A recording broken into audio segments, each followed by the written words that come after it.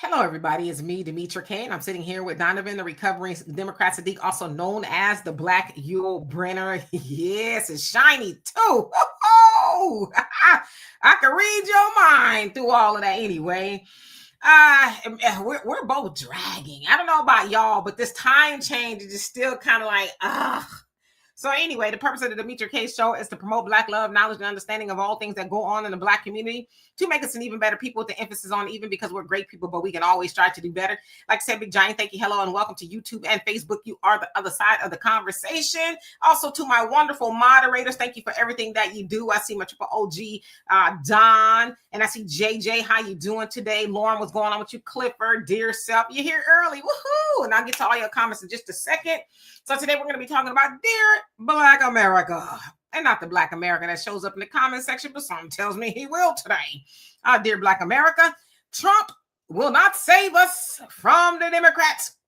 And of course, I'm going to tell y'all why I'm getting into that. I saw a video, and I've showed videos from this group once before, and I love them dearly. I wish when I grow up that I can be half of what they are. So I'm going to show that to you. And then, of course, I'll get into why I say Trump will not save us from the Democrats, the Trump or the Republicans for that matter. So in the meantime, Donovan, how are you? Again, like you said, I'm just dragging, trying to catch up, do everything that I can do.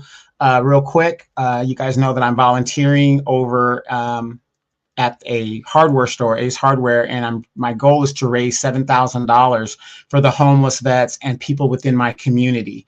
And $7,000, people need tangibles, they don't need promises. And Demetra and I were talking about that a little earlier. So I'm going to stress for those people out there, if some of you guys that are financially distressed, the post office is hiring, Amazon is hiring. There's a lot of businesses that are hiring extra Christmas help. So if you need that extra money and you got teenagers sitting on their ass, not doing nothing, put them out there and get that work. Because guess what? Just like Trump ain't coming to save us, this government is not coming to save us. People need tangibles. There are people 2 months away from foreclosure and all kinds of situations like that. And we as Black people, I do not understand it, Demetra.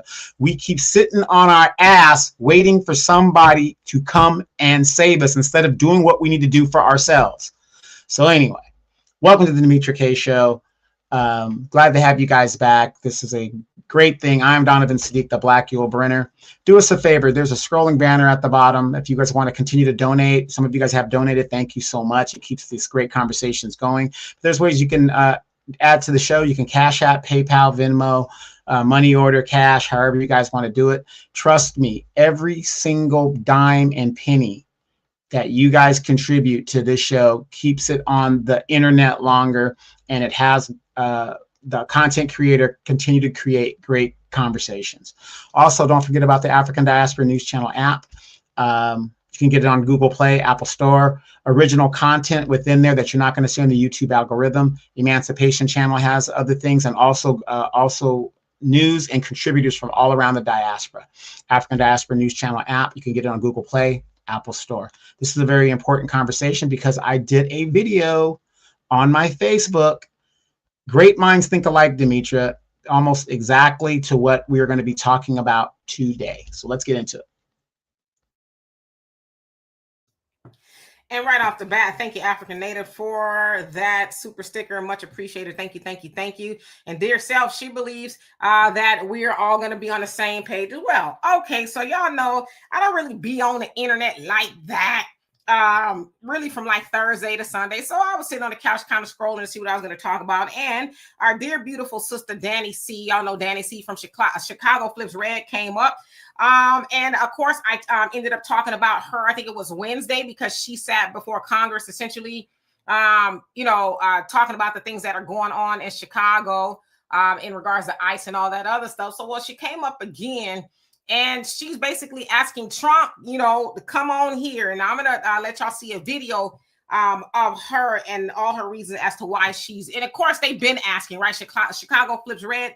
They have been asking Trump to come in, obviously due to the illegal immigration system, the benign neglect of the Democrats, J.B. Pritzker, the governor, Brandon Johnson, the mayor. They're, in the trenches fighting for illegal immigrants, not so much Black Chicagoans especially, right? Because of course we know that the immigrants were shipped directly to, for the most part, right? The Black neighborhoods, where the Black neighborhoods are already devoid of things that they've been asking for, but the immigrants got it all, housing and you name it. But of course, we know, unfortunately, there's a lot of things going on in Chicago, especially the Black neighborhoods. And it's not just because of illegal immigration, but it's kind of been going on. I don't know if it's getting worse or it's getting better. If you listen to the mayor, he says, oh, crime is going down. The governor, crime is going down. But then when you listen to the residents of Chicago, they're like, not so much. Of course, we've been talking a copious amount about what happened in Chicago with the mother who was, jumped with her children. I did a video again on my channel about another man who's 21 years old. He's autistic. He was also, jumped by that same group of children, and they filmed it and a whole host of other things. So I'm going to let y'all listen to Sister Danny C give a whole host of reasons as to why she is, in a sense, begging Trump to go into Chicago. So here we go. Done with the gaslighting by Brandon Johnson and J.D. Pritzker. We're not asking anymore. We're demanding. Enough is enough. We need help. President Trump, we need help. Our elected officials have failed us. They failed their number one oath of duty to protect the American citizens, the Chicago citizens, the Illinois citizens. They have ignored that, and they have put us in danger without no regards to our safety or our kids' safety. Just this year alone, we've had 4,000 shootings, and I believe it's more, and 600 murders. And now we know that Black Americans make up 70 to 80% of homicides here in just Illinois, Chicago alone. And how is that when we're only 30% of the population here? We need help. You can't even go to a traditional Christmas lighting downtown without getting shot and killed. Just the other day at the Christmas tree lighting ceremony on State Street, which is downtown, we had a mass shooting where 8 people were shot. They say it's 9, and 1 person lost their life. Now, all of these things that I'm telling you about happened in just this month. We've had a pregnant mother with sickle cell get jumped, her and her kids, by a group of elementary school kids. On the train platform, we had a young lady be set on fire by a guy who had multiple arrests and was let right back out. We also had where ICE officers were shot at on 26th in Little Village, on 26th Street in Little Village, where ICE officers were shot at. And then later on that night, we had a father and son get robbed and killed in that same place. We're done. We're done with the gaslighting. We're done with these elected officials like Brandon Johnson and our police department around them who have the details that we are not privy to have. We're done with that. We don't have the police details walking around and surrounding us and protecting us like these criminals do. And we're tired of burying loved ones while they sit around and go on TV and interviews and the fake news time and time again, telling you and trying to convince us that crime is down and we're not in danger. We're tired of that. We need help. We need help with the illegal alien invasion. We need help with the crime that's happening in Illinois, Chicago. We need help, President Trump. And we're done. We're done. We're not playing this game anymore. People are burying their loved ones every day because of this, while our elected officials are playing politics. We're tired. We're done. President Trump, we need you to come in, and we are not asking anymore. We demand some help, and we demand some investigations on these crooks. Okay. So again, that is a very beautiful Danny C, who is a soldier there in Chicago. Of course, we see her a lot on television and things like that. And, I cannot even really reiterate what she said enough. Y'all heard all the horrible things that have happened in Chicago just that month alone. Of course, she talked about the Christmas tree lighting, the elementary school, a father and son whose life sounds like it was taken during a robbery and things like that. So she basically says, we're not asking, we are demanding, basically Trump come on in here. Now, of course, she also highlighted that, the politicians and things like that, they walk around with a security detail. So they're the ones, obviously, that can say, oh, crime is going down, and everything is good. And she was like, well, in a sense, and I've heard a lot of other people say this in Chicago, well, you probably wouldn't feel that way if you didn't have the security detail that you have, and the proof is in the pudding. You obviously don't believe what you're saying. If you're walking around with a security detail, you know what's going on. But see, of course, we know that Trump sent in the National Guard and ICE and all that other stuff. Tom Homan, in fact, before Trump got into office, said that Chicago would be one of their first stops. It doesn't sound like it was, but it came eventually. So, of course, we've seen and heard of politicians and just everyday people trying to run up into the ICE detention centers and, getting in trouble essentially because of them rounding up the illegal immigrants. But to the point of the Black Chicagoans, Danny seeing them, they're like, hey, we got issues, right? So Trump, please, because Mayor Brandon Johnson, J.B. Pritzker, the governor, they're not interested in helping us. But as I was listening to that, and I've kind of been on this trajectory for a minute now, and I think we kind of all know that Trump is not going to save Black Americans from the Democrats. The Republicans are not going to save Black Americans from the Democrats. Why? Because they don't want to. Why? Because they're one and the same when they think about us as Black Americans. Because for me, and this nothing on Danny C or any of Chicago Flips Red, but to say, Trump, I need you to save us and help us from the Democrats implies that Trump and the Republicans or MAGA, whatever party he's at this point, cares about Black Americans more. And they don't. Neither party cares about Black Americans more, because the truth of the matter is, under both the Republicans and the Democrat reign, if you will, Black Americans have always been bad off. The Honorable Elijah Muhammad told us that nobody in the White House is concerned about doing anything for Black Americans at all, which is why we were called and told to, do for self. Now, the other part of that is too, and it's just funny because I was listening to the webcast today, and student minister Ishmael Muhammad was delivering, obviously, and he was talking about basically we need to make our neighborhoods safe and decent, right? Of course, he highlighted a lot of the things that she talked about. And the one thing we must realize is that's up to us, right? That's up to us. No politician is going to make our neighborhoods better. If that was the case, the way we've been voting, and of course, the Honorable Minister Louis Farrakhan has pointed this out a lot, the way we've been voting by now, if the Democrats, because we, let's say we vote for the Democrats the most, or anybody we voted for, if they were going to make our situation better, it would have been that already. So at this point, I'm not discouraging anybody from voting. I'm just saying, keeping in mind, we are voting in vain, relinquishing our ability to save ourselves to somebody else. Again, the premise is, okay, if you're thinking about, let's say, any white supremacists, right? Democrat, Republican, they're never going to make life better. If we think about them in the term of master, they're never going to make life better for the slave. Now, again, the Honorable Elijah Muhammad said that is not the slave master's interest. Because again, why would he make the slave equal to him by making things better? Right now, is there things that they should do? Yes, like reparations and land and all the other stuff that they said they were going to give us, but they didn't give us, and they're still saying they're not. Yeah, they should and they will do that eventually, but that's not going to happen until we as Black Americans realize what we have to be doing. In theory, yes, Trump should, I guess, go in there, and he's winning there. But again, think about this. He sent the National Guards to Chicago, right? Did he not? I don't know if they're still there. Maybe they're, I don't know, at this point. But did things get better?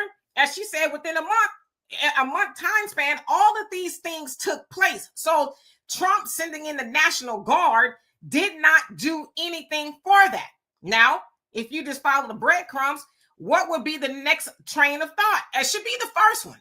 And that is, it says in the Message to the Black Man in America, we have to civilize ourselves, right? Civilize each other.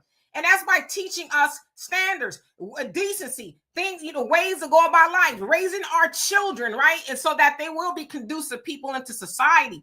But again, when we say we need somebody outside of us to help us, we give up our ability or even our will to want to save ourselves. So no, Trump will not save us from the Democrats, because none of them care about Black Americans. And you know why? Because, and I know somebody gonna get mad, we don't care about ourselves. Donovan, and I'll get into the comment section in just a second. Yep, I agree with you 100%. Again, charity starts at home. If you want to save somebody, you can't save somebody until you take care of your home first. How many of you ladies out there that are moms, how many of you ladies out there will feed other people's children before you feed your own? It's common sense. You won't do it. I have never met a mother that's going to feed other children before she feeds her own. It's just common sense. And like you said, that's the basic blueprint of how you recover from a illness. You've got to start and rebuild from the bottom up. A good example, for me to fly airplanes, I was really deficient in math. As much pride as I had, because I was raised on flashcards, like a lot of us in our generation was, that's why a lot of us in the Generation X generation, we can't do algebra, because we cannot break a equation down. We can give you the answer, but we don't know how to break it down. I had to go back and rebuild from the start, and that's what we have to start doing. And again, I don't care how you look at it, how you want to blame and point the fingers. It does not matter. Feminism destroys cultures. That's a fact. Feminism is a lie. Ladies, it's a lie.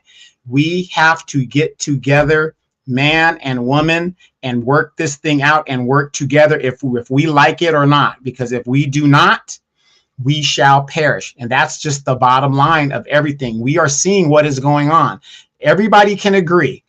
If you're this or that, your alternate lifestyle, it doesn't matter. Everybody can agree. Single parenting is a failure. You need both parents or a tool of both parents. So we can all agree on that.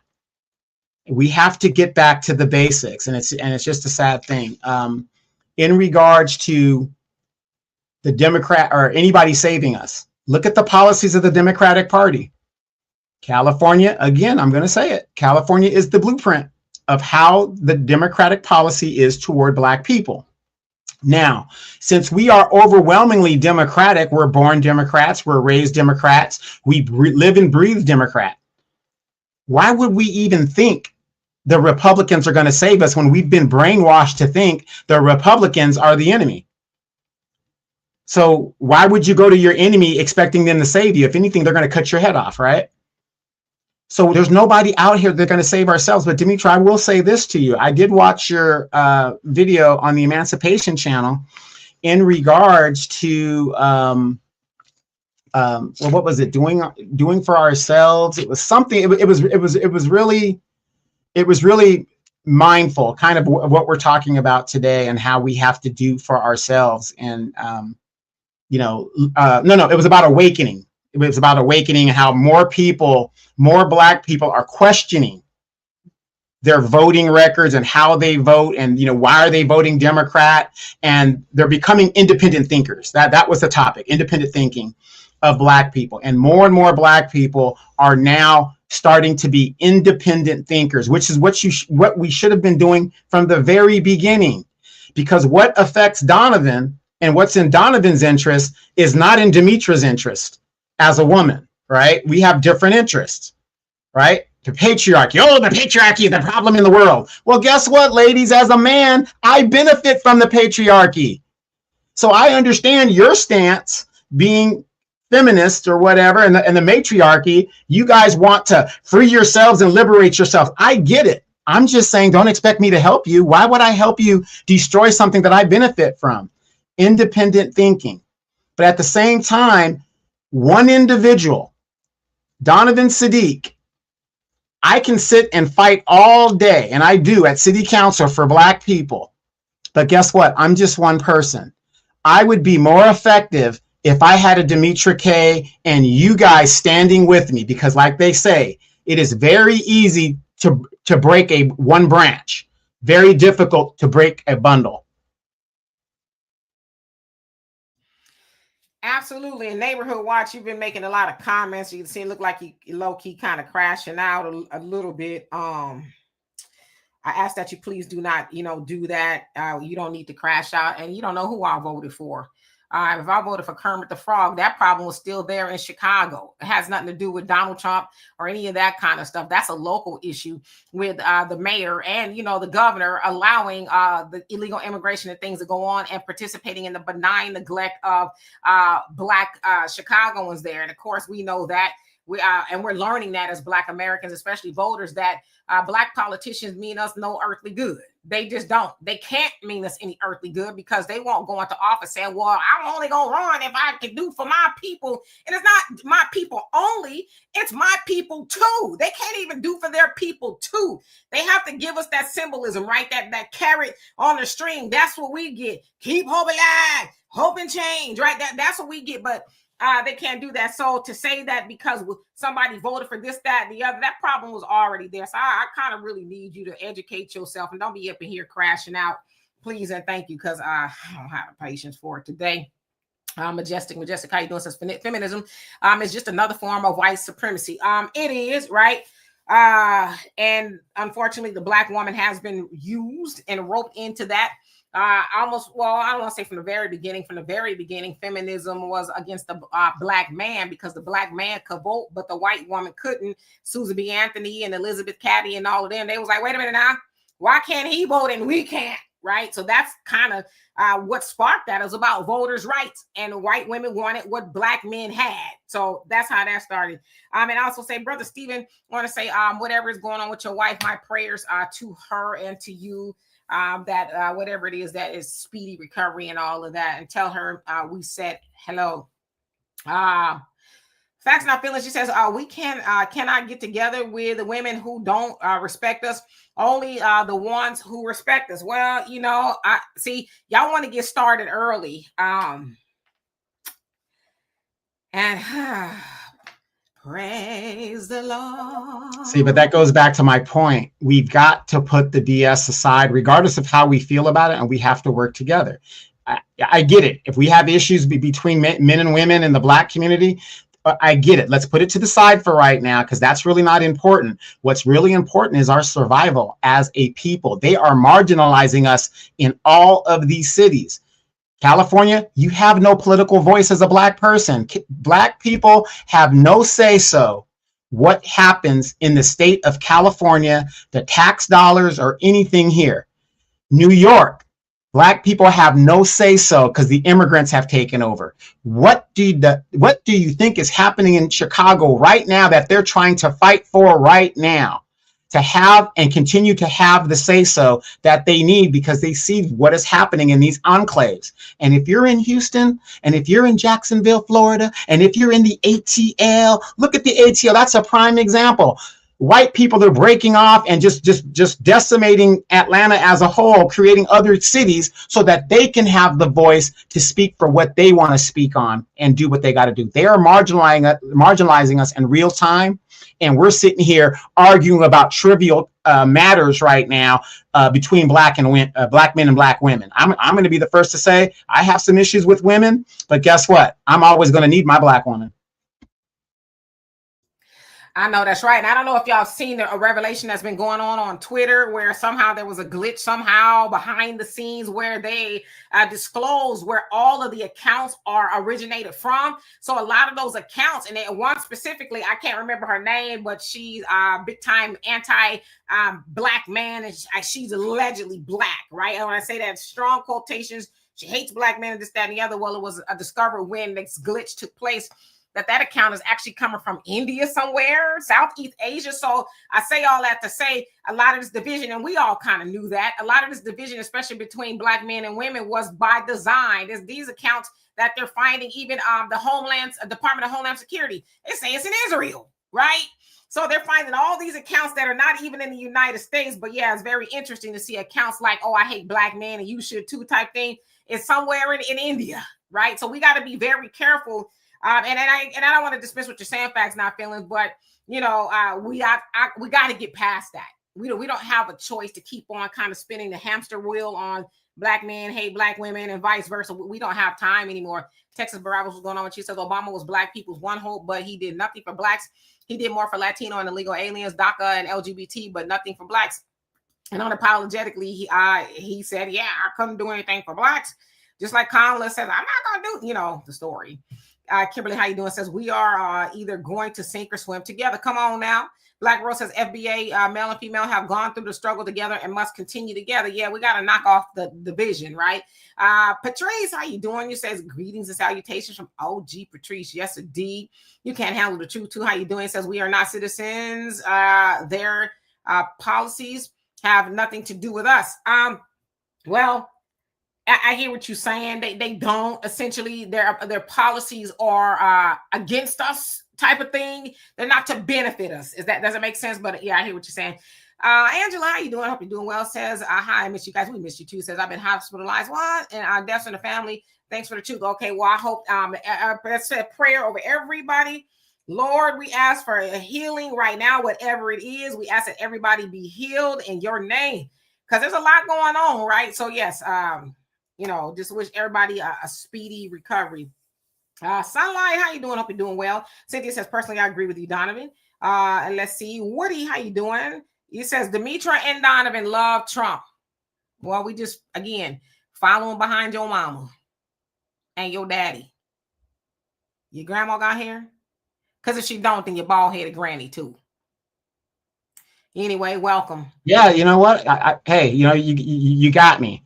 I love Trump. I live in California. I want these illegals out of here. So I got what I wanted for my vote. You're damn right. So I got what I wanted. He's doing exactly what I wanted him to do. Get these illegals up out of here. Yeah, I mean, and even with that, I mean, again, that just assumes that Kamala was going to be better. You're going to be worse off. And we're worse off either way, right? But Kamala was not going to make things better for Black Americans at all. You know, I don't know why people are under the illusion that she would have. She wasn't. She said she wasn't, right? She begrudgingly, with her arm twisted behind her back, gave the black man something, right? And it was for everybody else. And she did that. Like, okay, do I got to give these dusty Negroes something? And yeah, that's how that came about. Angela, thank you so much for that. Love and appreciate you. Samuel says, correction, Demetri, Obama said he gave the Black community health care. Yeah, but he gave everybody else that too, right? But we talk, and of course, I know you know that. We're talking specifics. What did we get specifically? But a kick in the tailbone. You know what I mean? That's what we got. Yeah, if you guys go back and look at interviews, you'll see President Obama talking about, that isn't how government works. We just can't do this specifically for a certain person or a certain group. But then he went and did DACA. He went and did LGBTQ. He did the Indian affairs thing like that. It's like he plays in our face on a national thing. And I'm going to say this, you guys, as a veteran. Do you know the number one group that gets discouraged from using their veterans benefits more than any other group in the United States? It's Black people. Because when the master says, no, okay, master, I'll just go away now. How many of y'all got uncles and grandfathers and stuff that are military veterans and they don't use their benefits? Because they have been brainwashed to accept what they shouldn't be accepting. The minute the white man says, no, okay then, master, I'll just go away. No, you're supposed to, continue to fight. The system is designed to say no. We're not persistent in the things that we pursue. That's our fault. I can't blame the white man. Demetria is a witness. I went through the VA system, and let me tell you, yes, I went through the no. But guess what? When that big check came and they finally said yes, because I didn't want to go away, life has been good ever since. That is our biggest problem. We are the first to just go away and just take what they tell. Here's some breadcrumbs, Negroes. Take that, and we're satisfied with that. But when we stand together and we say no, we're not going to take this anymore, like these other groups are doing, maybe we would move the ball farther. Yeah, and I've been trying to figure out a way to hit Donovan on his head for that big check that he got too. I just got to find the right moment and opportunity to do it. Ronnie says, I'm glad to catch the live with you, and Donovan and I agree with you guys, and Trump did what I wanted. He got the illegal immigrants out. Yeah, a lot of people will say that, or he's getting them out anyway, right? Because I think the goal was 2 million by the end of this year. Sounds like they're falling way short for a whole host of reasons. Because originally they said they were going to get the criminals out, right? But they're like, can you say something? Hola, get them, or whatever the case is. So it's kind of having an adverse effect on what Trump is trying to do with the mass deportations, because he's deporting, some of the homies, right? Some of their employees, like the corporations and things and the farms, and they're like, wait a minute now.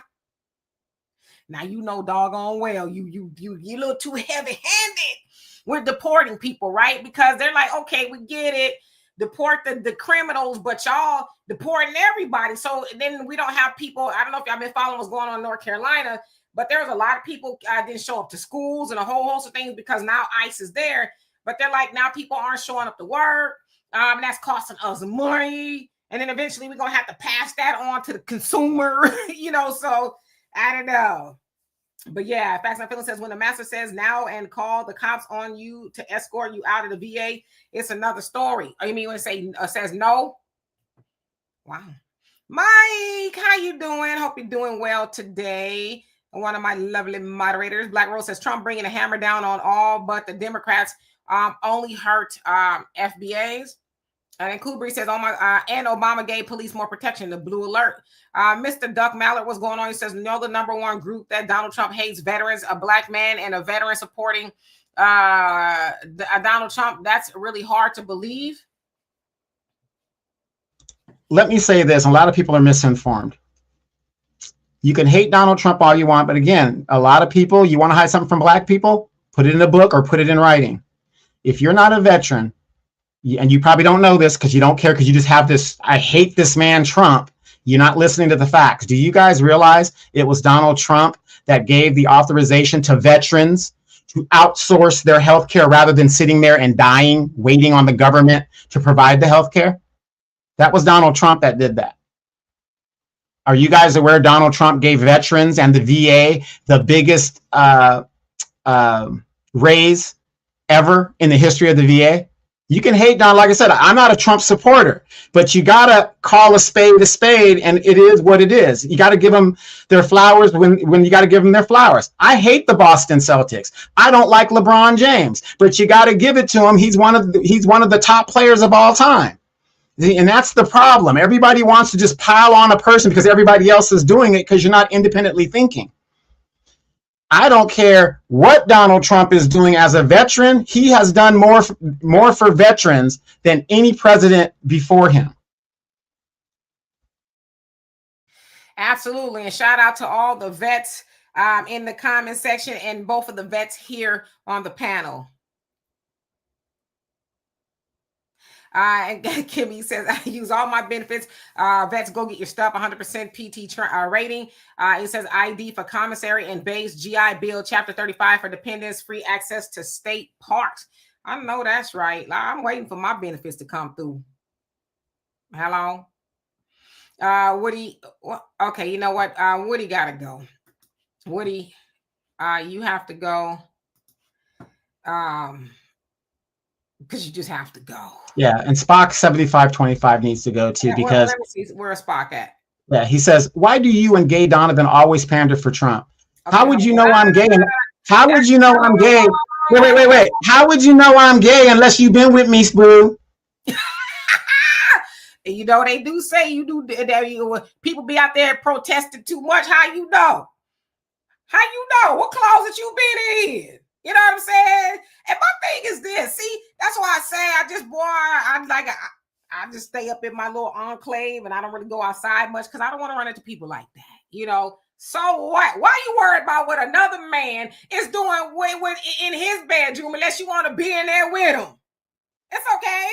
You know, Donovan is an attractive guy. You know, oftentimes you got to beat him off with a stick, right? But if you want to be, and you find my friend attractive, just say that. That's it. Just say that. Whew. It could be so simple, but you rather make it hard. But some tell me you want it hard. Anyway. Cynthia says, "So true. Black veterans are the most self-discouraging and the lowest when it comes to receiving their benefits. I'm good. Or they get declined once. Like, no, you definitely got something going on." Yeah, and you know, and the sad thing is, you guys think about all the money that's left on the table because they will not go and get what they've earned. Think about those people that joined the military. You gave part of your youth up to serve this great country, and then you don't have the tenacity to get just what you're owed. That's it. We don't want no more than what we are owed. The government said, if you do this and you pick up this rifle and you put your life on the line for this country, we will take care of you. Why is it that the minute they say no, okay, and it's sad, and I see it all the time.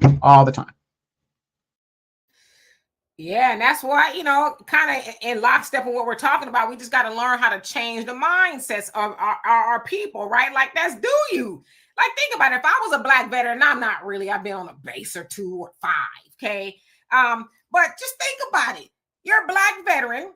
They wanted you to go, but when you came back, they didn't respect you, right?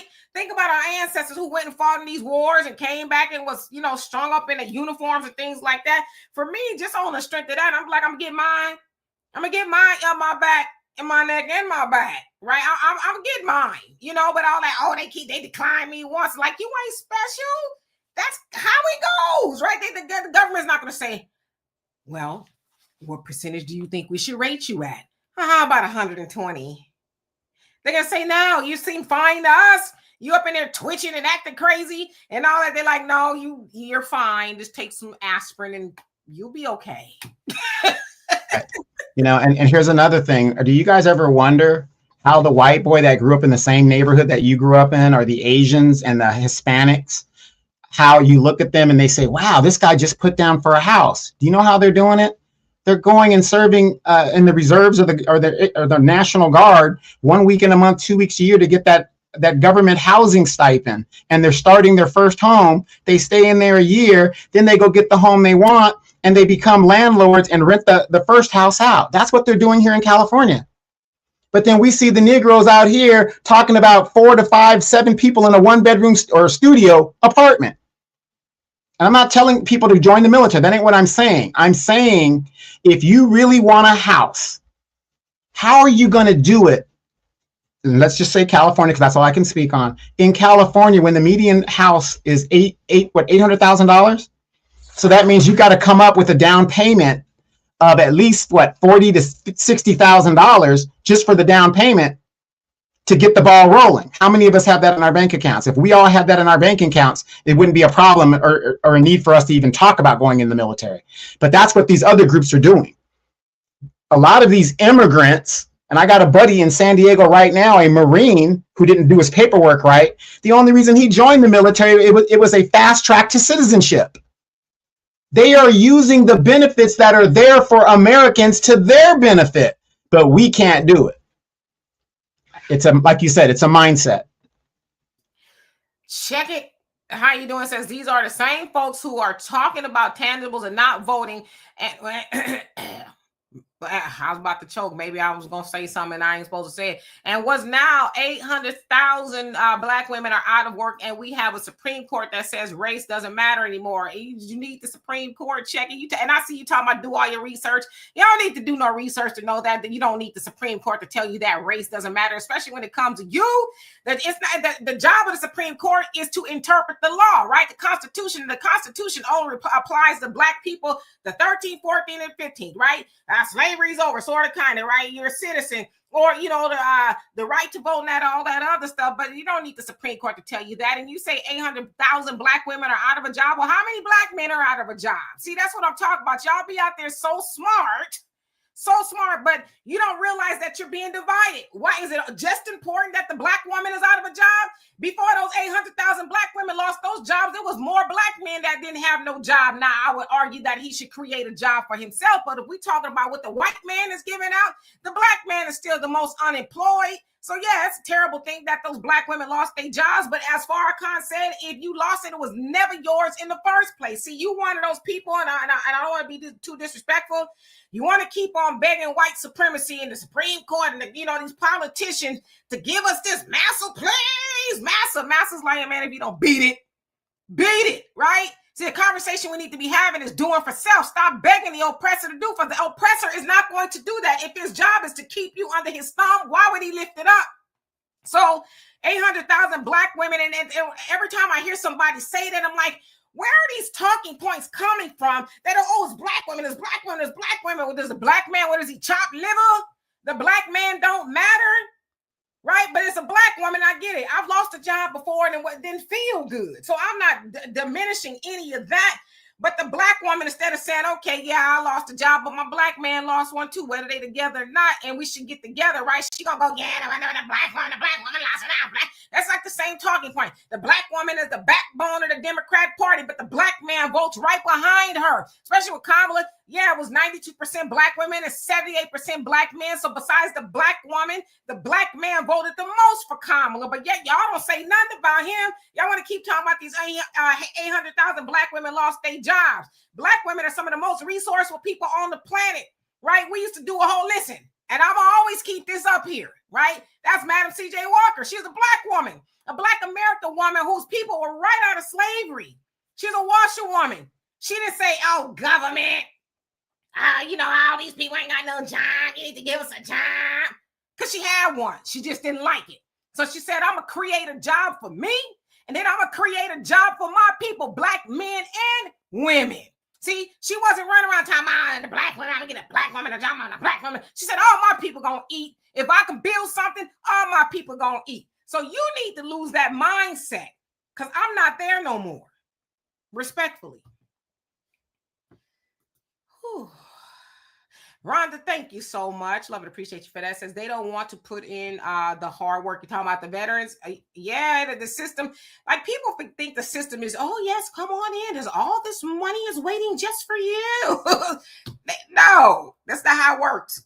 Well, you know, I'm going to push back on that. Actually, I'm going to push back on that for the simple fact that I could see why they would think that it should be automatic, because when the Asians got their bill, right, there was no study. They didn't ask whatever. When the illegals came into the country, nobody said, let's study how much this is going to cost to house and feed and do all this for the illegals. They were just given the money. So I can see how some people could fall into the trap of, yeah, just, you know, it's going to be automatic. So, but you got to understand, white supremacy policy for black people is to make it as difficult as possible, because again, they understand we built the country, and if we rise, they lower. They know that. And Sam, you say read your first comment. Can you retype it again? That way I don't have to go all the way back up to the top, if you don't mind me asking, because I really would love to read it. Jonelle, how you doing? You says maybe it's time to start supporting the Democrats again. I will say this. If there is going to be a Democrat that is going to do for Black Americans too, sure. I'm nonpartisan, right? I don't have a dog in the fight. Like I'm loyal to the Democrats, or I'm loyal to. I don't have a dog in the fight like that. If a Democrat is gonna come and do what they say they gonna do, what they say they gonna do, right? They do that. I wouldn't have a problem with that. Because I think that's kind of the way it should be. We should be fluid. We shouldn't be tied to one party. We shouldn't be tied to any party. We should all be independent. That way, if somebody comes along with something you like, will say, okay, that's my better interest. I'm going to vote for that. But supporting the Democrat Party just because the Republicans are doing the extreme, no. Because in a sense, that's how we ended up with Trump and them, because the Democrats were doing the extreme. And so, as I always talk about, we end up getting that pendulum, right? We keep swinging from the left to the right when it really should stop in the middle. Because as I say, the middle is where the common sense is. I believe that's where the independence is. Well, I'm going to do what they call utilitarianism, right? For the greater good. That's what I'm going to do. But both sides aren't doing that. They're doing for not even their own people. Because the Republicans now, the MAGA and them, they say one out of every 5 MAGA supporters or Republicans will lose their health care or on some sort of government subsidy. So it's not just, oh, I'm a Republican, I'm better. The Republicans, MAGA and them, they don't care about their people either. They care about their people. And you heard your girl, Marjorie Greene, is going to be resigning. So that tells you a lot right there. Yeah, and she, gave a pretty lengthy explanation, and it's weird because even Jasmine Crockett was like, well, I wish basically she wouldn't, that she would fight, even though they had their differences. But I think Marjorie Taylor Greene is not saying something. I think she probably really scared for her life or whatever the case is. I think she put forth a great effort, but I think she's also proven that the machine gonna do what the machine is gonna do, right? And she makes a valid arguments, but she participated in a lot of the foolishness that we see now. As she said, I was a OG MAGA. I was there when MAGA got started, and she championed people losing their lives and things like that over party lines. So, she had a lot to do with it. Big Rich, how you doing? Says, and this is why I love listening to her every day. Well, thank you.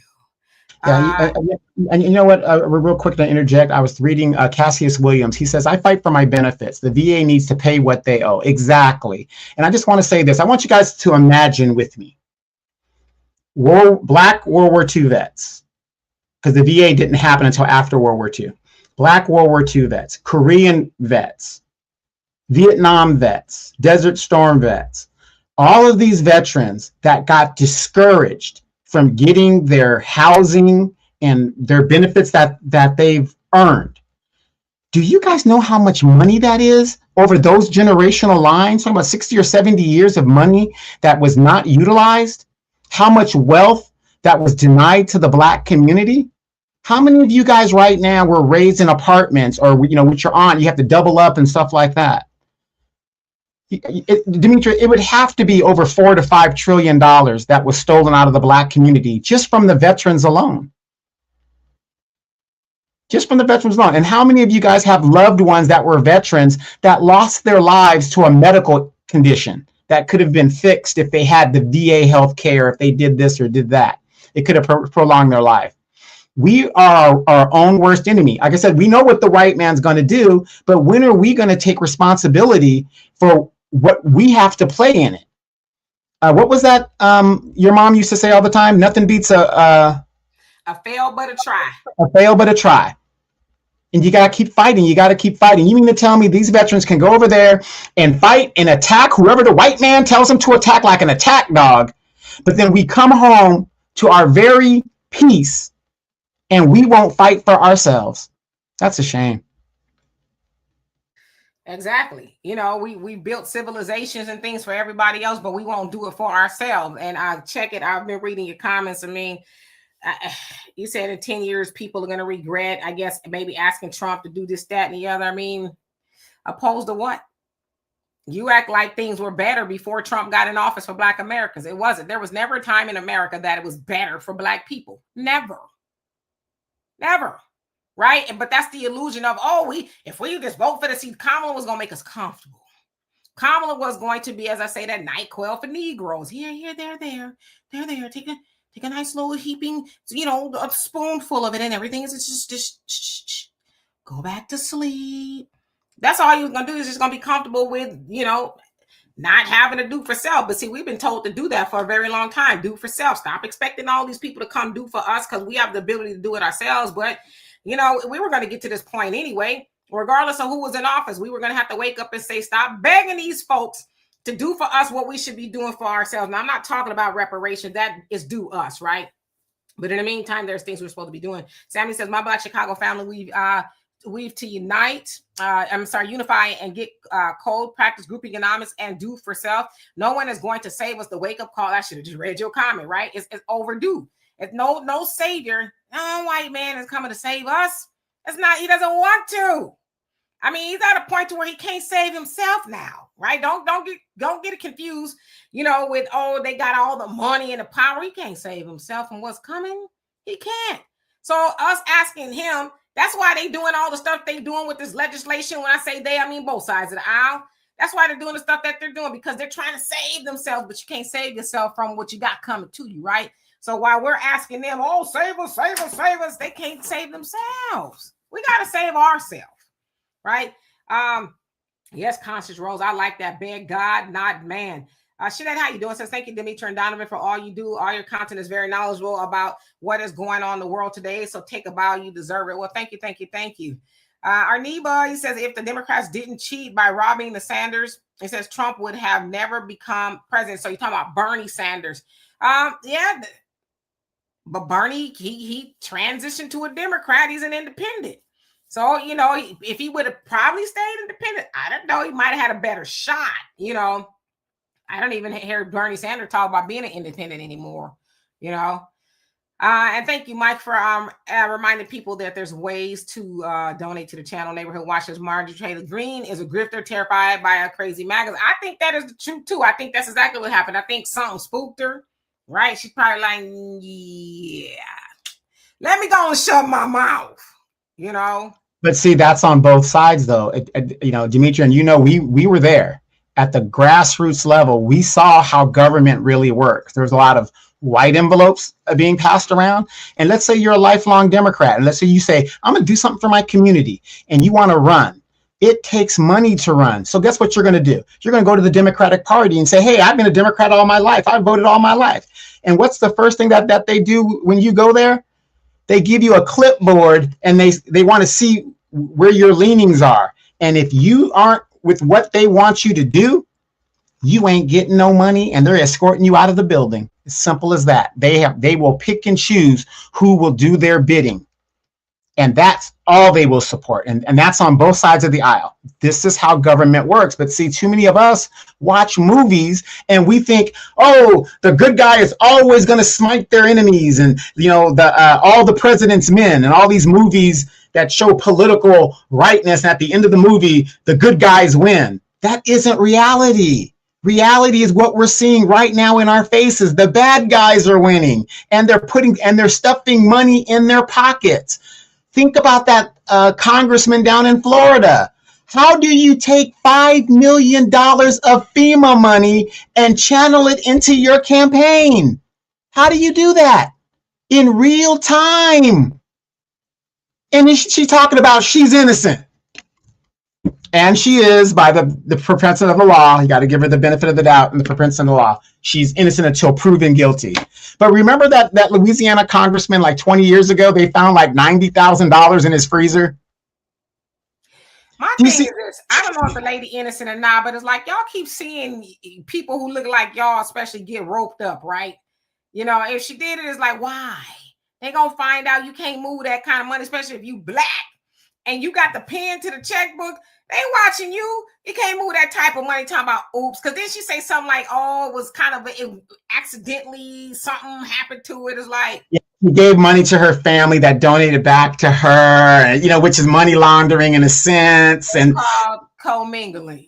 Yeah, and remember, you're a banker. Remember, sometimes when the bank would put a bunch of money in somebody's account by mistake. You're not supposed to spend that money or move it. You're supposed to let it sit there and stuff because they're going to come get their money. And that's how she got caught. The government said, oops, we put this money in the wrong account. And she took it out of there, or her staff, whatever, and they moved it to her family members and stuff. It's deep, but she's innocent until proven guilty, but doesn't look good. Yeah. Cynthia says, Dimitri, I was told that a lot of black women refuse to go to work in the office for whatever reason was. They also lost their jobs too. My sister went back to the office. See, that's very interesting, you know, because from what I understand, they did call a lot of federal workers back. So that's an interesting point of view. And why wouldn't they want to go back? You know, I want to work from home. I mean, I like to work from home too, but if it's a choice between not working and working at the office, well, I guess I'll just be hanging out by the water cooler. And Timothy, you said that you think Marjorie is going to be running for governor of Georgia. Yeah, because I don't see Trump putting up with that either. You know, if indeed, you know, he's organizing against her, things like that. He damn sure ain't gonna let her be no governor, because you know that's where he was trying to pull the strings allegedly. In Georgia with the last, not this election, but the last election, where you know Fani and her man was trying to you know, put him on trial. So like says, how will the black community get white envelope money? That should be our focus before engaging in politics at any level. Whoever funds you runs you. Yeah. And to that, I mean, we got money already. We just giving it away, right? We got about $1.62 trillion in our community, giving 97% of that away. So nobody is making us do that, right? Now, some of that may be because we don't have businesses and things like that. But if we were just to keep 10% of that in our community instead of the 3%, we can move mountains. So they're never going to give us a white envelope right now, right? But when the black community really starts to organize and say, hey, we're going to keep our money from this oppressive system, then the system's going to say, what is it that the Negro wants now? Reparations? Yeah, because over time it'll be cheaper for them to give us reparations than us withholding our stuff from them. Well, think about it like this. You got these super mega churches, these pastors making all this money. You've got all these entertainers and sports entertainers that have all this money. I mean, the money's there. We have the money. But again, we don't consolidate and we don't support our own. That's the whole thing. You know, I get to did you guys realize that the black economy is the backbone of the economy of the United States? When black people stop buying, that's when the recession starts. When the black people stop buying and start, you know, targeting certain things, that's when these corporations panic. We are the backbone of the economy. That's why they keep us at the bottom. It's all by design, and we just keep on, oh, Massa, won't you save us today, Massa? And boy, if I was Massa, I'd be like, they got all that power in their hands and they pocket their bank accounts, all that, and they begging us, leave them sleep. You know, GHJF, how you doing? He says, Trump is trying to save Black America from the illegal, the immigrant Latino invasion, but the Democrats are in the way. No, he's not. Trump is not trying to save Black Americans from nothing. Trump ain't even trying to save his own people from nothing. Trump is about Trump at the end of the day.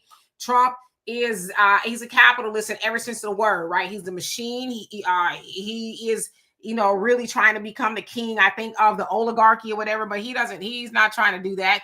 He's basically trying to keep, you know, as they say, they're trying to make it white again. I keep seeing these narratives. Oh, well, you know, the America, the illegal immigrants have come over here. They're invading. It's like, you're an illegal immigrant. We're talking about you. I'm talking about white people. You aren't indigenous to the United States.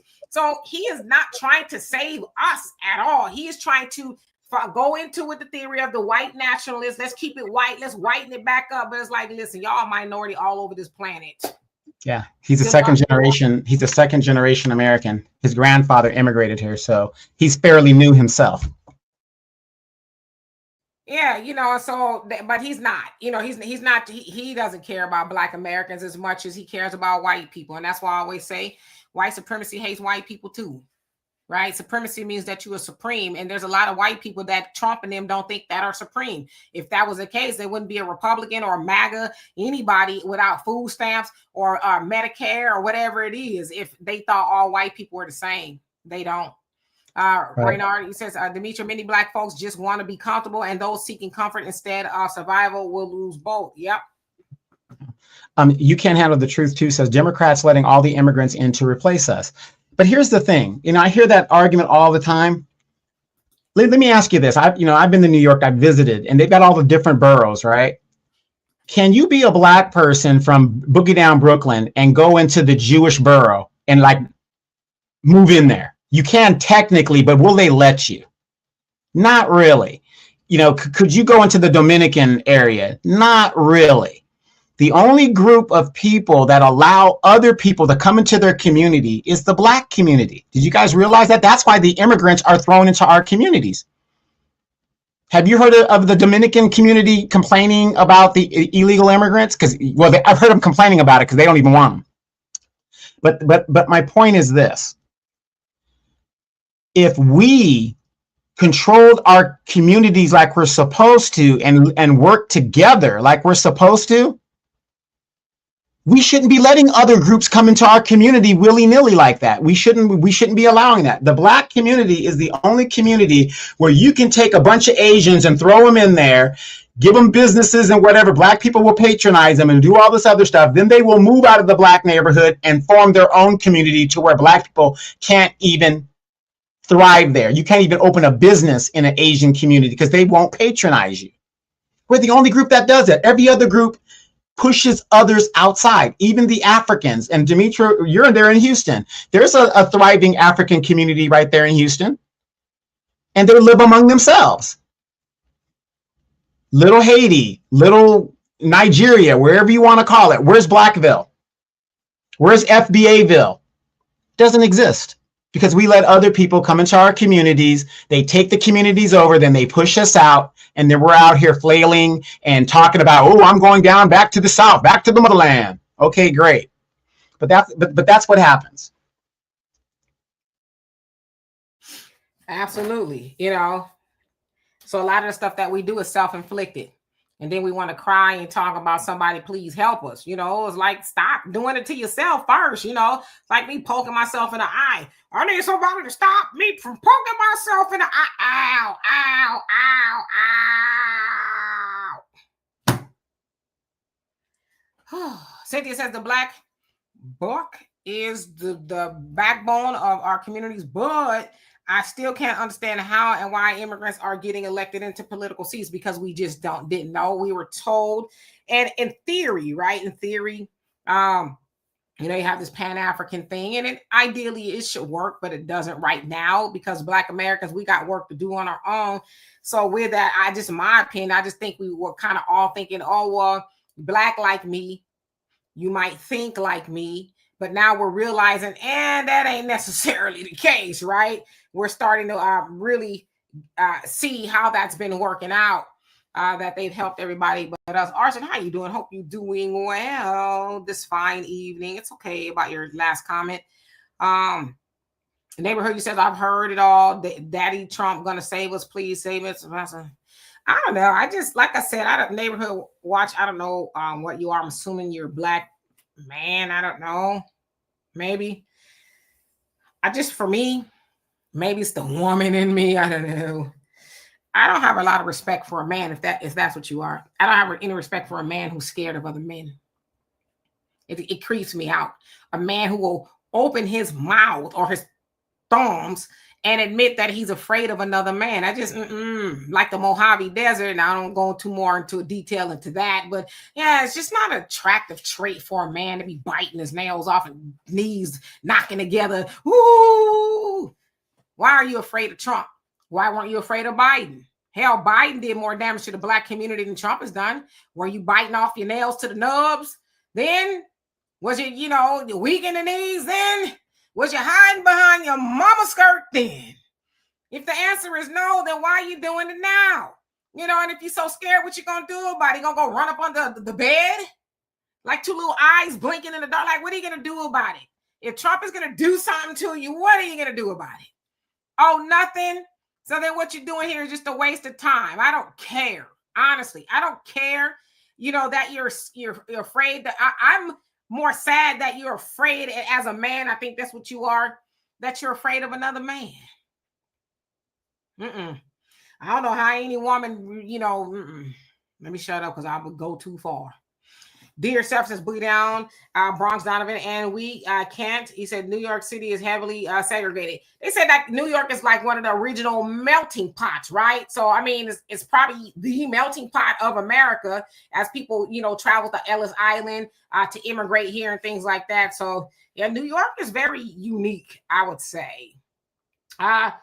Tahida, how you doing? I know I said your name wrong, but forgive me. Hope you're doing well. Kimmy says, right, stop letting them come in and put all the liquor stores, beauty shop, supply stores, Arab gas stations. Yeah, well, that's the city council that lets them do that.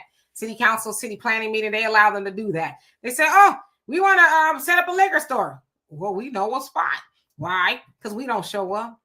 Right, we show up again when we hear that they already put the last nail into the liquor store, and we go up in there. What you mean? We don't need no more liquor stores. And it's like, well, where was you at when the planning committee and they was all up in here, the Arabs, whatever it is? Hey, we want to open up. Where was y'all at then to say no? Because that's what the white folks do. I've seen it myself. But like, the hell you will. You not. We don't need it's a San Bernardino, as a matter of fact. They were trying to put a marijuana shop in the neighborhood. They said, like hell you will. But then we show up talking about, oh, we don't need enough. It's done. The ink is dry. The vote took place 3 months ago. 3 months ago. And, it's like when they see the shovel in the ground, that's when we react. We're like, what's going on here? Oh, they're putting a weed shop. What? Yeah, it was approved 4 months ago. Where were you at? Yeah, they like, just go to the grand opening. You'll be there, L. And if I didn't already, how you doing? He says, Dimitri, you should have a call and show. I used to let people call in, but people be doing too much sometimes. I don't want to get in trouble. Yeah, the conversation goes somewhere totally like yeah, I like to do it. I just, most people do act right, but it be that one. But I love to do that one day. I have to figure out how to do it safely. Hi, Techie says, wrong about Dominicans. They've always lived around blacks, and most are black themselves. Yeah, but they don't want you to remind them of that, from what I understand. A lot of them don't, Well, no. I specifically remember, and I go to the Dominican Republic a lot. If you go to the Dominican Republic, they say they're Dominican. They're not black. They're Dominican. Now, we know their history, but they say, they're Dominican, right? But now that ICE is on the rampage in the United States, what are the Dominicans saying now? Oh, me black. Me black. Me no Dominican, me black. We all the same. That's what they're saying now. But see, they delineate once they get here. This is why I don't believe in Pan-Africanism for myself, because Black Americans are the only ones that practice it. Nigerians delineate, Kenyans delineate. They all delineate from everything else. We're the only ones that practice, in my opinion, Pan-Africanism. They don't practice it.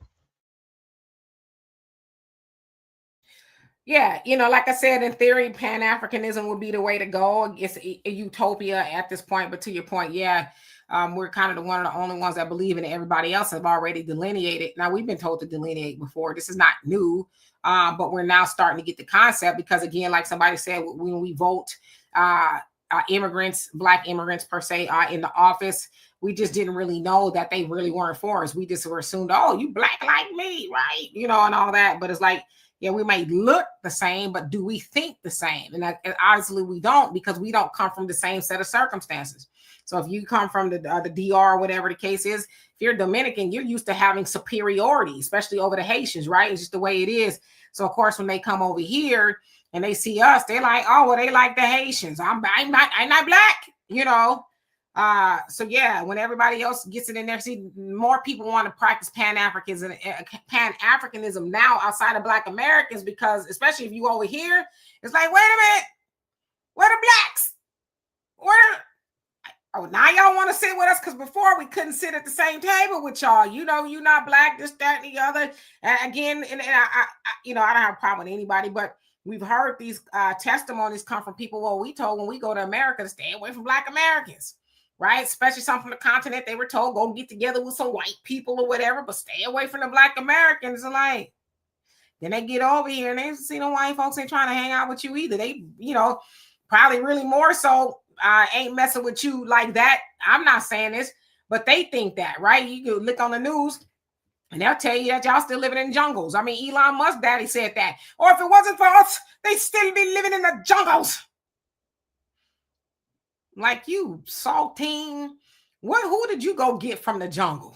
You know, but that's how they think, especially about the people in the motherland. So I don't know. Ward, how you doing? And let's see, Lil, how you doing? Ward just says both major parties are toxic as far as the interests of Black Americans and the rest of the working class are concerned. Very true. Rich, how you doing? So Black people know how to fist fight, which is the easiest thing to do, but Black people don't know how to mentally fight as a collective. Yeah.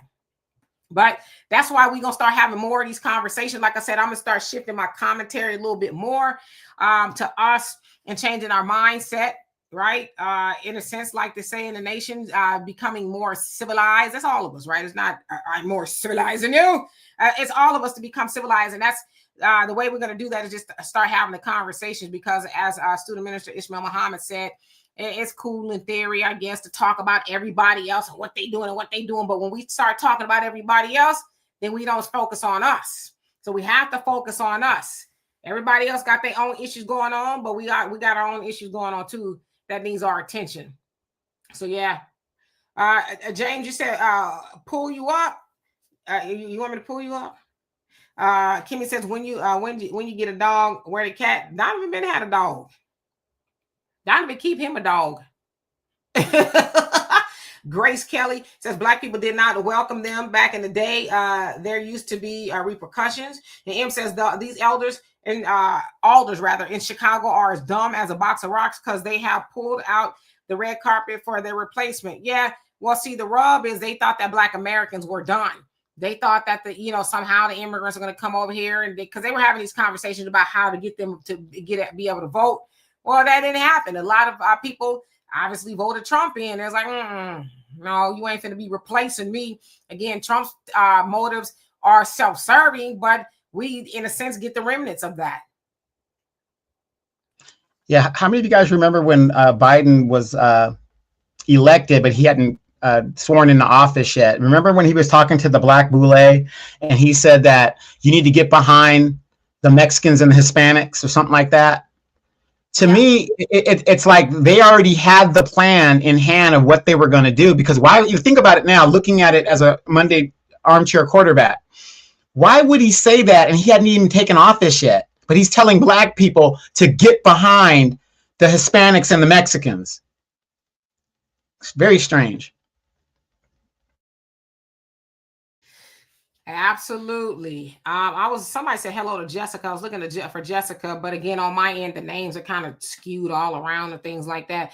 Scoopy says, I've only ever been afraid of two things: God and my granny. Your granny must not be nothing nice, right? And for that, I don't blame you. Let's see, going all the way back down to where I was. Rose, she says, all the dog, they like your dog. You can't handle the truth. Says, long live Seneca Village. Amy says, Okay, I read that already. So let me go down. Marjorie says, I wonder how much money does these Arabs, Asians, African stores give the city governments in order to stay afloat in the Black communities? If they don't pay, do the loan sharks come? Well, they pay taxes and stuff. I don't think they necessarily have to give them anything per se. They just don't want them in their neighborhood. You know, a business is a business. They have to pay taxes and things like that. Just put them in a Black neighborhood because, for one, they're not going to show up. The protests, you know, yeah, y'all could put in 100 weed shops, checking the cashes, pawn shops, and they'll never know until the grand opening is going on. So it's I don't know if they get shaken down per se. It's just they don't want them in their neighborhood. So they're like, squeeze in over there between Popeyes and the Gold Shop, you know. Yeah, because remember, Demetria, when we had that at my city council, and the big issue was a gas station. They didn't even want the gas station in their neighborhood. They were like, no, we don't want the gas because of what it attracts, you know? Yeah, I mean, you can test that theory out anywhere in America. You can go to the suburbs where them people live. You can see they might got like a Chevron or something, you know, something like that. But they ain't got no gas station hooked to no weed shop, hooked to no chicken shack, you know, the multi-conglomerate stores. And like Donovan said, because they attract a certain element, and they don't want that there. They don't have a whole bunch of Dollar Trees and, you know, things like that, the pawn shops, the gold shops. They don't have all that in there. They got the nice little Whole Foods and Targets and all that kind of. They'll put a Walmart in the Black neighborhood, and unfortunately, it does dilapidate the mom and pop businesses when they do that. But again, we have to be a little bit more politically mature and figure out what are they doing at City Hall that may affect me, because you can best believe whatever they planning on is going to affect Black folks first. It just is. Yeah, you guys want to hear something crazy? In my district, I'm in District 1 in my city. We have 5 districts and a overall mayor, right? And he's really a symbolic mayor. Those of you guys don't know, a city manager, if you have a city manager, that's who runs your city. The city council and the mayor are ceremonial. That's all they're there to do, is run meetings and approve whatever the city manager ideas are. On Sunnymead Boulevard, Demetria, yeah, and you know the beginning of Sunnymead Boulevard, as you go down Sunnymead Boulevard, past Heacock, and I'm in the oldest district in my city. Okay, I'm in the oldest district.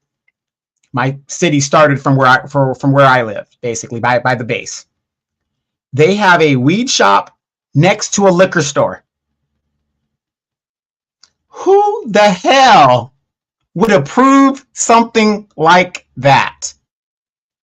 You're going to put a liquor store and a weed shop right next to each other. And then the next block over, there's another. Matter of fact, there is 6 weed shops in that vicinity within a fourth of a mile of each other. But why would you put a weed shop and a liquor store right next door to each other? Recipe for disaster. But in the Black neighborhoods or the poor neighborhoods or the older neighborhoods, this is where they stick that stuff. Well, the answer is really simple. For one, you put that in the neighborhood because it's easy to do. And the second one is keep them high, keep them drunk, keep them moving out their brains, right? Keep them not focusing and thinking about what it is they should be doing. You keep them, you know, lifted up with spirits and things like that. Then, you know, we first of all, then they're going to commit some crimes. They're going to, you know, fill up these beds in these prison systems that we have. So, yeah, it's a vice. That vice is there on purpose. But the other thing is, too, even if they put that in there, we ain't got to go up in there, but we do, because they know they know what how to get us. So that's mostly, I think, why they do it. Keep them in La La Land. And guess who owns these weed shops and these liquor stores? We already know the Arab, and I'm not trying to stereotype anything, but we all know that these are the people that own these shops within our communities. Ask yourself this. If you go to their communities, do you see any liquor shops where they live in their communities? Absolutely not. But in our communities, they open their businesses in our communities to help destroy our communities. And we don't even question it. Very scary. Absolutely. And Common Man, how you doing? Corey, what's going on with you? It says Simo. I've seen a couple other people. Arsen says, I was going to ask a few questions, but I must address what you said. You said other Blacks, quote unquote, says have their neighborhoods, etc. Are you saying you're not welcome there couldn't open a business or what?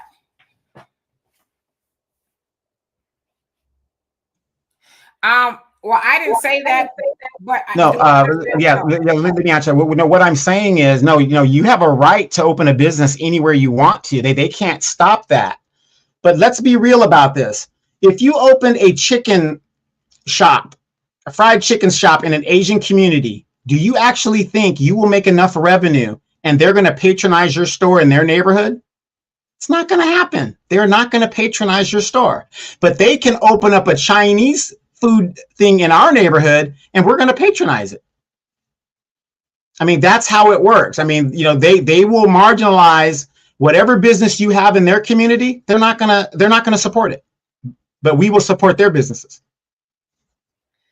And it's essentially, they're not supposed to, just like we're not supposed to. You're supposed to support your own. We don't support our own. There could be a foreign business in our neighborhood, and it could be a Black American business across the street, and we won't even go over there. You got to be told, hey, your people got a shop over there, right? Oh, well, I'm gonna get over there, I just, because I'm going there real quick. Then I'll go over there and see what they got. And it's like, no, that should be the other way around. And then again, we cry, 800,000 Black women lost their jobs. Well, why 800,000 Black women? At least half of them can't create their own jobs, or do we cry about these other businesses? They won't hire us. Oh, they set up in our community. They won't hire us. Okay, great. They won't hire us. But then why are you taking your Black self in there with your Black dollars and buying anything out of somewhere that won't hire you? It doesn't make any sense. Like, to me, I don't know, maybe because I'm getting older. Not old, but I'm just getting older. Sometimes I be thinking about stuff. I'm like, are people really mad about that? Are people really mad that other groups of people won't do for us or won't let us when we could either not go into those stores or whatever it is, or we could just do for self? Something's just weird, really weird to me, but I get it because we've been conditioned to think that we are powerless. There's nothing we can do without the help of the oppressor, right? And every once in a while, they might give us a little crumb or something. We think, oh my God.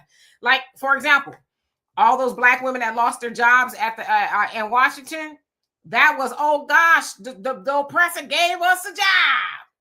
Well, if you could take it, it wasn't really yours. We should be about the business of, building our own things. After slavery and stuff, then white women came and got Black women. Hey, listen. I ain't really have to raise my children like that, okay? So what I need you to do is come in my house every day. I need you to cook. I need you to clean. I know my husband gonna try to touch you every once in a while, but listen, he don't mean no harm, right? So they came and got the Black woman. And as I said, my grandmama, both of them was domestics, where they, worked in white folks' homes and raised their children and all that other stuff. So I'm not saying anything that my people didn't do, but that's what Black women did, and then. But I'm saying all that to say, if those white folks needed those good Black women to come in there, is because they believed in what they could do. Now, what if we do that same thing for our own community, right? Because I guarantee you, not say anything about my grandmothers or anybody else's grandmothers who were domestic, but those children were well behaved. So if we come from that lineage of women who were in those homes and making sure those white children were clean and they were well behaved, yes, ma'am, no, sir, we could do that for our own. Right? We need to be doing that more so. I don't know. Hey, more threads. How you doing? Hope you're doing well this fine evening. Long time no see. Hope everything is well with you. Marcella, how you doing? And what you cooking for dinner? It says, is there a liquor store and weed stores right next to a church? Oh, you could best believe it. Somewhere. Oh, yes. Okay. You're going to leave out of there, getting you a little grape juice and crackers, and then you're going to go over to the liquor store. It's funny that somebody mentioned that because, yes, Maricho, there's about 6 weed shops within 1/4 of a mile, and there's churches in the Black community. Yes, there's weed shops right next door to a church. You got that right. And some of the big hat, I've seen some of the big hat gang creeping over there to get their little touch. You better leave mother so and so on them alone. Okay, it's been a hard week. Tiffany say Democrats are in charge of the zoning of liquor stores and weed shops. We don't elect the other party to place the blame either. Yeah, because a lot of our cities are ran by Democrats. Most Black cities are blue. So that's the stuff that they allow to go into our neighborhoods. Give them another weed shop. They'll go in there buy, And we Brandon, how you doing? Says I'm agreeing with Donovan. Common Mary say, yep. Let's see. And Cynthia says, I personally fought with the late Councilman Eric Mays on the amount of liquor stores and weed shops in our already Black, broken, poverty-stricken communities. Yeah, but see, if politicians, I don't care who they are, put those in our communities, we should say, nah, I'm good. I'm good. You know, more Thursday say, hi, Demetria finally caught alive after months. Other are getting the Black treatment under Trump. They thought we would suffer only. Somalis are next as Trump is taking their deportation protection. Yeah, and you know, they mad about it. Was in Minnesota and all that. All the Somalis up there. And of course, they mad at Ilhan Omar. Boy, they can't stand her. So, yeah, they are. They own them. Because it really is. They mad at the Muslims. Talking about, how is it that they could come into America and take over America? It's like, y'all did it. You know, so they got this big thing against the Christians and the Muslims now. Oh, the Christians and the Muslim is like, boy, I tell you, all the stuff that white folks did under Christianity, and y'all got the nerve to be pointing at somebody else in their religion. You know, I don't know what their beef is with Muslims. You know, and it's kind of always been a beef, I guess, between Christians and Muslims. But white Christians are trying to take the high road as if they are righteous. Now, you know, if you read the Bible, it says your righteousness is like filthy rags. Okay, but somehow they don't think that theirs is. But thank you once again. Love and appreciate you for that. Let's see, Detroit forever. How you doing? Says Black majority in Detroit, but the Chaldeans own 95% of the mom and pop markets. Says practically in the gas station, all the gas stations and corner mini markets. Something is wrong with this picture. Well, they know somebody who knows somebody who knows somebody. That's probably what that is, right? I don't know. I guess I've learned how government works. One of my favorite movies is LA Confidential. And it talks about that, how they're all, it's about Los Angeles in like the 1940s, 50s, I think it is 50s. And it talks about how intertwined everybody is with everybody, right? The criminals and the, you know, the police, the city council, they're all just intertwined. So it kind of makes sense that they probably know somebody. They probably like, here's a white envelope. We're going to get that store over there. Just say yes. You know, that's usually how it works. But yeah. Common Man says, because African Americans depend on the Democrats' aid to keep them alive. Demetria, we're just like the Africans on the continent of Africa to the Democrats. Yeah, we do. The Africans on the continent, they, like you said, depend on some help. And it's like, y'all the majority over there. You know what I mean? Over here, we're not, but we got a lot of money that we just give away. Again, we've been conditioned to just beg for help. Oh, help us like you to help. You've been a help to everybody else. You've been, you know, the Mays, the Butlers, you know, we've helped everybody. We've built, you know, America. We've built civilizations. And we talk about help. That don't even sound right. Help us. When you've helped everybody else, you can't help yourself. But again, I know that was taught to us. You can help everybody else but yourself. You know, it's like you said, Donovan, you ain't going to feed everybody else's kids and not feed yours. That's like you getting in the water, you drowning, but listen, bubbly, bubbly, bubbly, but let me go help you. And bubbly, bubbly, bubbly. It's like you ain't gonna swim your black ass to the river and pray for everybody else, right? Yeah, it's like being on an airline. What does the stewardess tell you? Make sure you put your mask on first before you try to help anybody else. Because you're going to be unconscious, you know, trying to help somebody else, you know, and it's going to make the situation worse. I do not know a mother in the United States, no matter what her background is, that will feed another child over her own. Harken onto his voice, he says, how much influence does the nation have over all these topics? And which nation are you speaking of, if you don't mind me asking? Rich, you say they got those specific Black females, I believe, because the Caucasian thought they were docile and will crap on Black men, and it ran its course. Well, I think there's a lot of reasons. I know, you know, my grandmothers, both of them were married, you know, so they had Black men and whatever, which also kind of dispels the myth that, you know, the Black woman never had to work. A lot of those Black women had husbands, you know, but that may or may not have been the case. But I think in essence, they just needed jobs, you know, and that wasn't so far-fetched from the plantation. My dad's mom was born in 1919. My mama's mama was born in 1927. So it wasn't even 100 years after slavery. So you think about it, their moms were probably, or, you know, my great grandmothers were probably domestics and so on and so forth. So it's kind of like the job type, I guess the job for, you know, Black women, sort of, kind of. I know we did other things, but I think that was kind of the basic expectation of a job.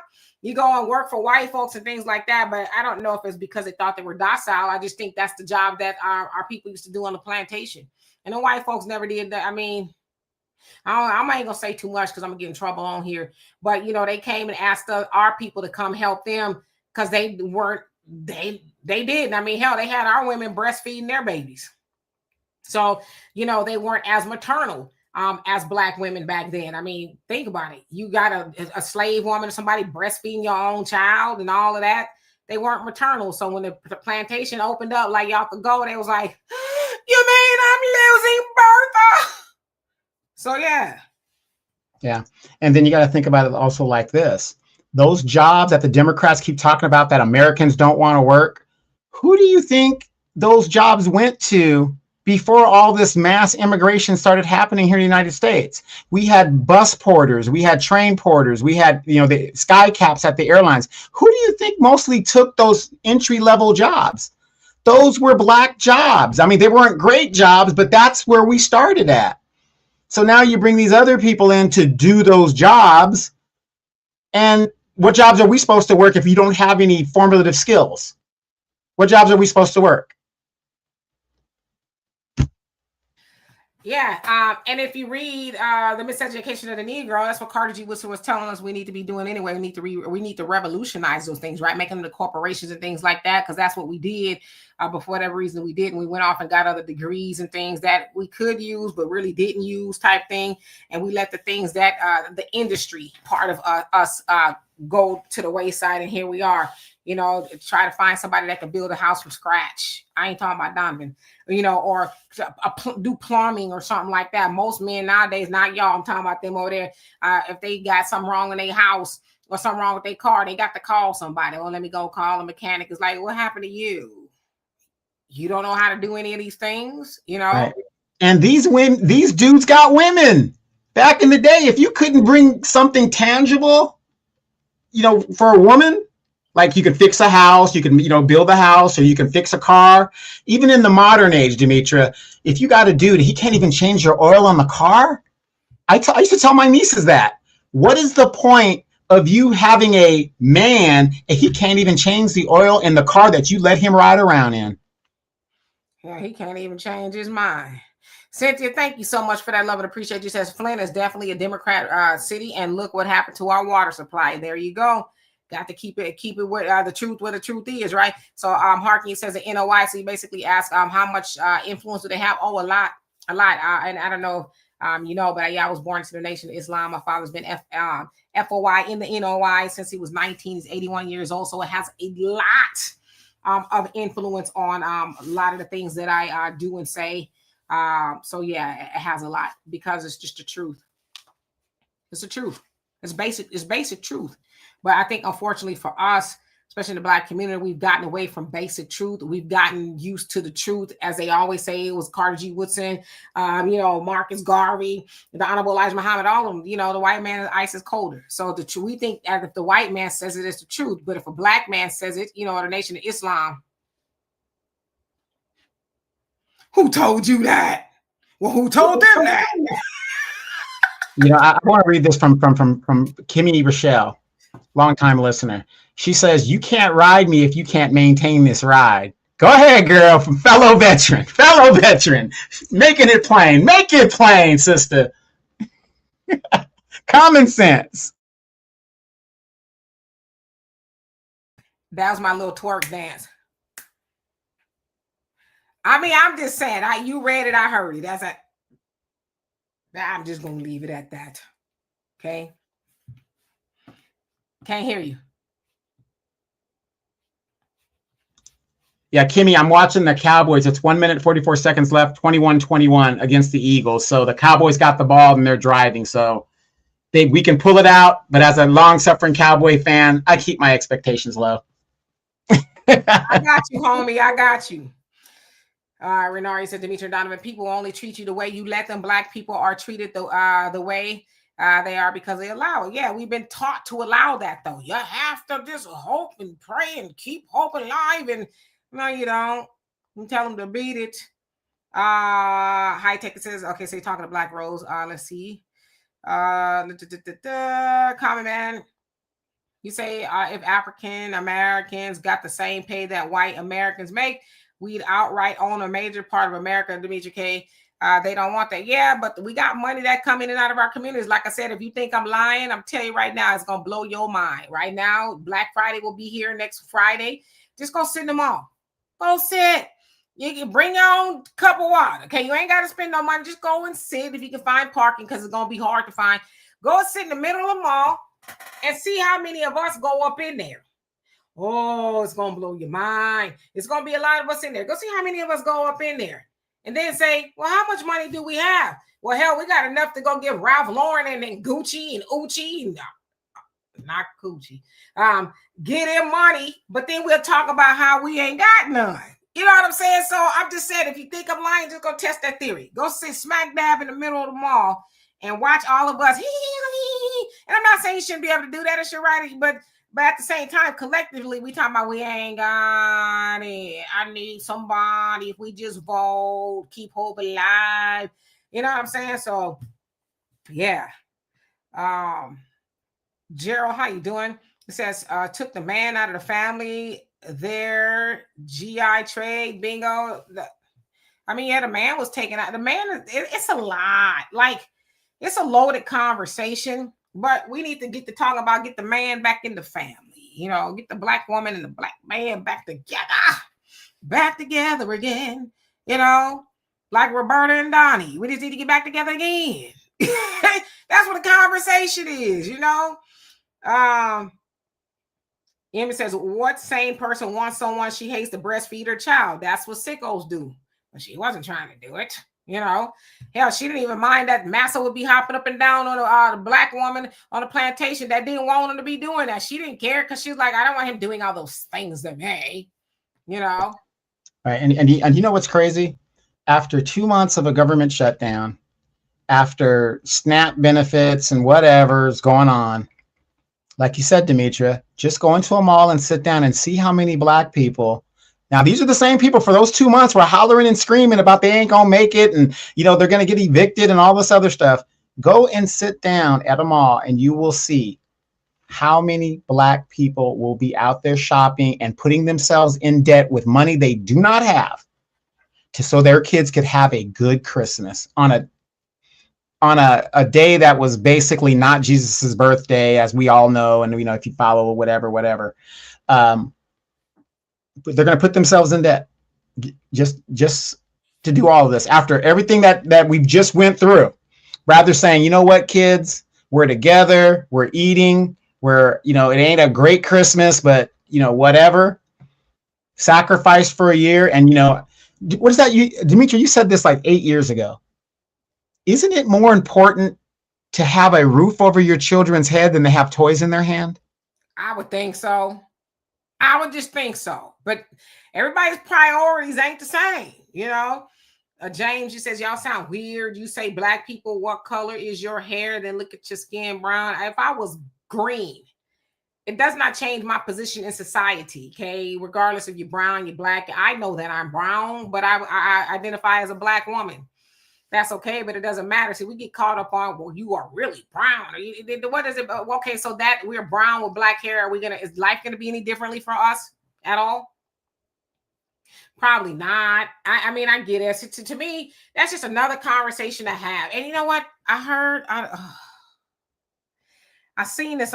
X's Twitter is like one of my least favorite places to go. I have to go there sometimes to be looking for stuff.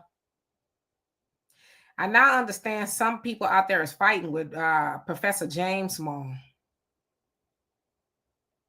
What did we come to? Y'all, people out there fighting with Professor James Small. Y'all call him, not y'all, them call him all type of names. Professor James Small been he a triple OG in the game. Now because he's like, you know, basically, are we from the motherland type thing? And I've seen people on Twitter tearing him up. James Small got to be in his 70s, and he's been doing this for a long time, researching, studying, and all, and connecting the dots. And now he ain't no damn good. He a op. I was like, how did we get here? Because first they done canceled Marcus Garvey. He ain't shit. Excuse my French. Now Professor James Smalls, he ain't ish. I'm like, what are we doing? It's like I wasn't there, but it sounds like I don't know. It's like I don't know if it's McCarthyism, if it's like this Winston-Salem witch hunts. Like, what is it? Like, oh, he's a witch. It's like this man been romping and stomping, like really waking black people up forever. Now he ain't no good. I don't listen to them people. I'm just saying I've seen this, right? I don't listen to them. They don't tell me what to do or what to think. I'm like, damn, ain't nobody safe. Thank God they ain't got no real power. Right. And you know what's crazy is everybody's arguing about adjectives. When you say I'm a black man, that could mean many things. You could be a Nigerian black man. You could be a Dominican black man, whatever. It's an adjective. When you say white man, are you saying German? Are you saying England? Are you saying France? What kind of white man are you saying? See, and that's what kills me. When we argue about the most trivial things. There's all kinds of black people on the earth, all kinds. There's all kinds of white people on the earth. When you say white, you're just saying, hey, there was a white man that robbed the liquor store and he ran that way. You're saying something incidental about a person. So yes, I'm a black man. Yeah, he was a black guy, light-skinned black guy, this, that. It's an adjective. I don't put too much thought into it. Hey, God is my boss. And James says, y'all sound, no, I read that one. Said, my kids would think you crazy if you say they black when they know they brown. We all crazy to somebody. Cuckoo. Common Man say you ain't sitting in the mall. I don't blame you. I do not blame you. Sister Marcella says, I remember when I cried because I did not get a Julia doll when I was a little girl. My mother told me that she was my mother effing Santa Claus. Or that day I said I would never ever teach my child to celebrate. Yeah, I was never taught anything about Santa Claus or any of that stuff at all. Never. Brother Damon, how are you? Hope you're doing well this fine day. Polo says, what's going on with you? Same to you. Says he's going against his own people for immigrants. You talking about James Small? I mean, I haven't heard the whole conversation. I've heard bits and pieces. Like I said, I'm just not getting in the middle of that. I'm not going to disqualify James Small because most of the people trying to disqualify James Small ain't got the resume to even do that. Now is he going against this? I have a hard time believing James Smalls is going against black people. I just have a hard time believing that. Now, is he saying? I don't know. I don't know. I'm not privy to the conversation. Is he saying something favorable about immigrants? And if he's doing that, does it mean he's going against black people? But again, as I say, who are y'all? Not y'all, them. Who are y'all to disqualify James Small? Professor James Small been on this planet longer than most of us. And here he is now. He been put up on the cross. Oh, he ain't this, he ain't that. Some of us should just learn to be quiet when wisdom is speaking. Yeah, I don't like everything I hear, but I'm not tying them up nowhere and dragging them down the street because, we need to get rid of them. See, the problem with us is we think we know every goddamn thing. And we don't. I mean, excuse my French, but we don't. But we are, and that's what's wrong with us too as a people. We think we know everything. We don't know shit. We don't. Now y'all feel like y'all got big enough britches to get rid of Professor James Small. How dare you? That's how I see when I see y'all do that to people like him. Y'all don't even know. You just learned water was wet yesterday, and now you're gonna tell.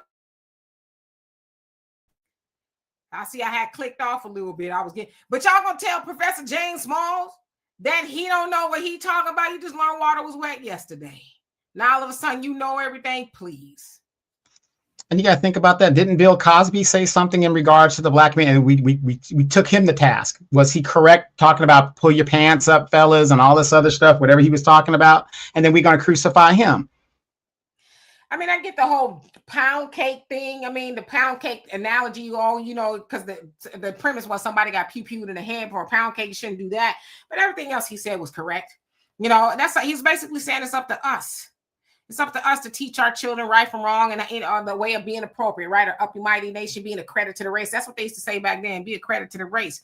We stop doing that, and then we get mad when somebody try to give us correction or say something to us. Gloria, enjoy your dinner. Yeah, Spider-Man, I don't know, but whatever it is, I've been seeing it pop up on my timelines here and there. Oh, he this, oh, he that. Oh, I always thought he was crazy. Oh, he don't know what he's talking about. It'd be some people like 20-some years old time. I don't mess with James Smalls. He wouldn't mess with you anyway. And that's the thing. Y'all don't never, y'all over there, I gotta be careful. Y'all don't never Cancel white folks. You don't never, ever, ever, ever cancel white folks and the debauchery that they do to us, but y'all so quick to cancel people that look like us because you don't agree. It's all right. I don't agree with everybody. I don't agree with Donovan a lot. He don't agree with me, but we still friends. We don't say, well, I just can't talk to you no more, because that's what it means to be grown in your thinking. But he got some of these, and then what pisses me off is those same people, we got to cancel Professor Smiles. They influencing somebody else. Oh, we do. Oh, I guess we got it. And don't even know why. It's crazy to me. And the man said what he said. So what? So what? How does that change your life? It's crazy. Irritating. Azaza, how you doing? Says, right, all kinds of melanated people around the earth on every continent who say they ain't black lineage and identify with their ethnic group. Yeah, but the problem is we don't do that. You know, run around talking about we everything but black. Now we brown to that. Real quick, before we get out of here, Demetri, I think this is a question. I know some people probably tuned in to see if we're going to talk about it, and they kind of maybe want your opinion on this. Sure. The young lady and her son that were assaulted in Chicago. What is your thoughts on that? And what is your opinion about the response of the parents of the kids that assaulted this grown woman and her child? I mean, I just feel like kind of along the lines of what we're saying today is we got to get our community in check. Trump is not going to solve that. Nobody's going to solve that. We have to solve that. We have to want to be the change, and that comes from all of us as the village. Now, in regards to their assault, should they do sometime? I don't know. I think they should be punished. What the punishment is, I don't know, but it's not a one-off. They've done it before. They being these kids, right? These elementary, junior high kids. So it's definitely something going on in the home where that kind of stuff is being taught, I guess, or learned. I don't know. But yeah, we got to get a hold of the village. We have got to get a hold of our village, because we should never be to the point. And I don't blame Sister Danny. I mean, she's seen some things, right? But we should never be to the point to where we think it's more acceptable to have the white man come in with his army to right the wrongs in our community. Yes, it started from the man, right? That we weren't acting that way until we came into contact with them. But as student minister Ishmael Muhammad said today, we know now. We're in the know. We can't just keep on saying, oh, well, you know, it's the white man. It's the white man. Well, we know it's the white man, right? We don't have to keep continuing on the things that we've learned from them or whatever the case is. But we don't want Trump and them coming into our neighborhoods. They're not coming in the neighborhood to make things better for black people. They're coming in there because they're like, okay, them young junior flips, yeah, they're going to be beds in the prison. That's what we need them for. Put them in there early. Give them these long sentences. And we know once they get in there, they're going to get caught up with some other stuff, and they're going to get some more time and some more time, and then they're never going to get out. And we don't have to keep worrying about going to get new bodies for these beds. But see, when we're not educated, then we just keep on, you know, doing the same thing we're doing. But I would tell you this. If you're one of those parents out there and you think it's all right that your child is terrorizing the neighborhood, see, it's going to become a different story when they talk about, yeah, we got your child laying on a slab somewhere, because everybody ain't going to play with your kids. You know what I mean? There's a lot of people who said, man, they better be happy it was that lady or somebody else, because I did something to them. Because I don't know what kind of, you know, what time y'all on out there, these little kids. You beat up a grown man. I mean, that man is 21 years old that they beat up. Or you beat up a mama walking her children home to school. There's nothing you won't do. So, you know, as I heard a long time ago, I don't know what type of fool you are, and I'm not going to wait to find out. Okay, I'm going to do what I need to do, and then I have to answer questions later. So if you love your kids, you better get your kids, because everybody ain't going to play with them. And I'm everybody. Shanae says, thank you, Demetri and Donovan, for your excellent commentary. Truth is power, and you give us that power every time I hear you speak. Take a bow. You deserve it for your excellent commentary. Well, I thank you so much. That really means a lot. Sister Lavergne said you want the shirt. Because both parents spoke really ignorant, in my opinion. Yeah, they all thinking, not my baby. Oh, they kids. So was Children of the Corn. They was kids too. Damien was a child. Jason Voorhees and Michael Myers were both kids at one point in time. Okay. The Bad Seed, Rhoda. Yeah, that's an old movie. She was a child. And everybody came up 6 feet deep under her. So we keep dismissing that they're they kids. That ain't what kids supposed to be. That's not normal, right? That's not normal for kids to be running around terrorizing the neighborhood. That ain't what they kids. That's what kids. See, it's always, Donovan, it's always fun and games. We say, well, kids gonna be kids until it's your kid. Having somebody being a kid with your kid, then you want to, burn everything down. Nah, kids gonna be kids. Or bullying is a rite of passage. No, it's not. You're gonna get a right and a left of passage messing with mine. Right. Or the fact that her daughter can make straight A's. She's the captain of the cheerleading team. What does that have to do with her behavior toward an adult? Because when we were coming up, Demetra, there was no way in hell you are raising your hand toward an adult. Nah, because these kids now know their parents are raising a hand towards somebody who say something to their kids. Well, you don't be saying nothing to my child. I don't know you did. You don't know me like that. You don't know I mess you up over mine. All this other stuff. And it's like, then when something happened to them, they want the community. We need the community to get together. Like the community is like up yours, ma'am, sir. Now there are some situations where a parent does have to go up there and defend her child. I believe you were banned from a school district for coming up to the school. I wasn't banned, but you ain't gonna be bullying mine. Yeah, I was nice about it. I told you, the teacher, everybody else, but you ain't gonna be bullying my child. But guess what? That bullying stopped. That's all I cared about by any means necessary. Archer says, well, then in that case, what do you, Demetra and Donovan, think of the Black women whose sons got shot in the robbery and want their shooter robbery victim to be prosecuted? I heard about that. Forgive me, I forget where that is. But yeah, they was breaking in somebody's house or something like that, and they went down to purgatory, or they didn't go up to glory, I'm probably sure. I don't even see the point of it. What was they supposed to do? Come in? All the fine china, it's over there. What were they supposed to do? Right. I mean, think about it. You're in somebody's home. This ain't a business. You're not out in public. You're in somebody's home. What are they supposed to do? Now, here in California, the overall law is, because if you got a gun, see, in California, under Democratic policy, you guys, Democratic policy disarms the citizens. It makes no sense to have a concealed carry here in California. Because if you use your weapon, you are going to be in for years of litigation, which means you will be bankrupt. They're going to bankrupt you to where you're not going to have anything. So in California, if somebody comes into your house and they are not a threat to you, they just walk in and they take your TV off the wall. They just take this, whatever. They're not doing anything towards you.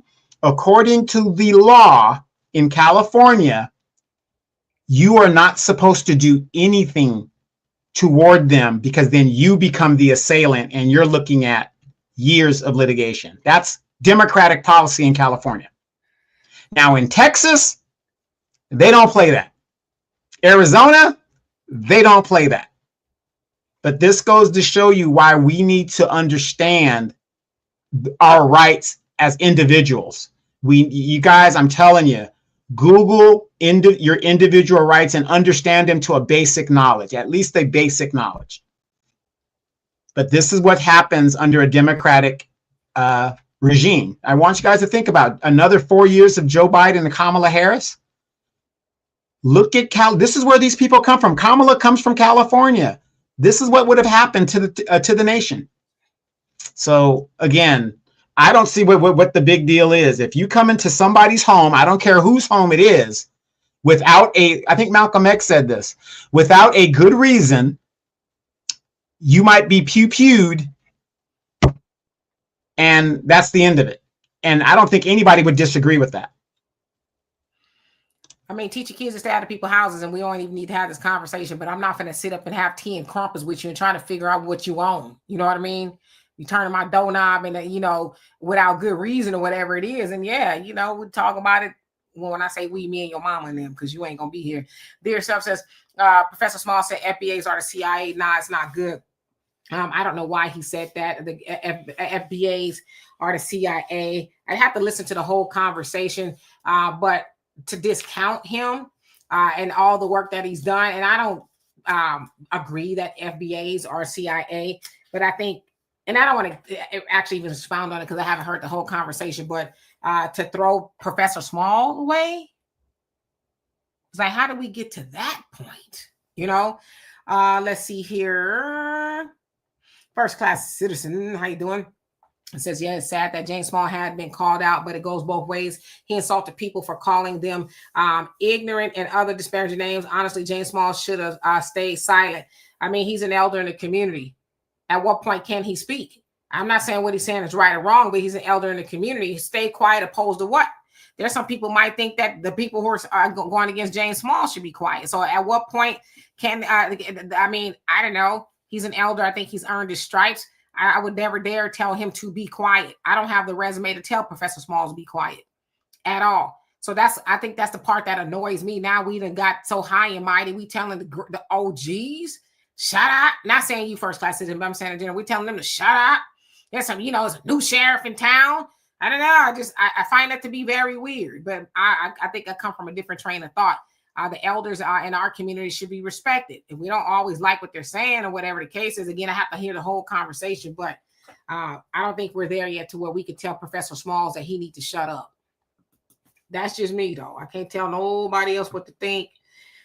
Mad Dog says, and I say hi to you. If not, Hillary says, I don't feel sorry for them fools. Not me. The African natives of the channel purposely to denounce the injustice done to blacks in the Western hemisphere is needed. Okay.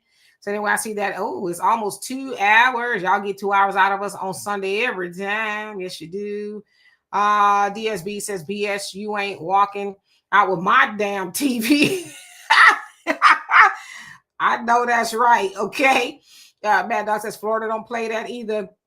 And I say Michigan, and then Brother Damon says, no, F that, Donovan. I keep lime at the house. What's lime? What, like chalk or something?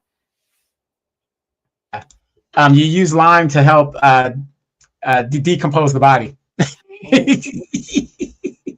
That need to be a yard sign. I keep lime in mine. Okay.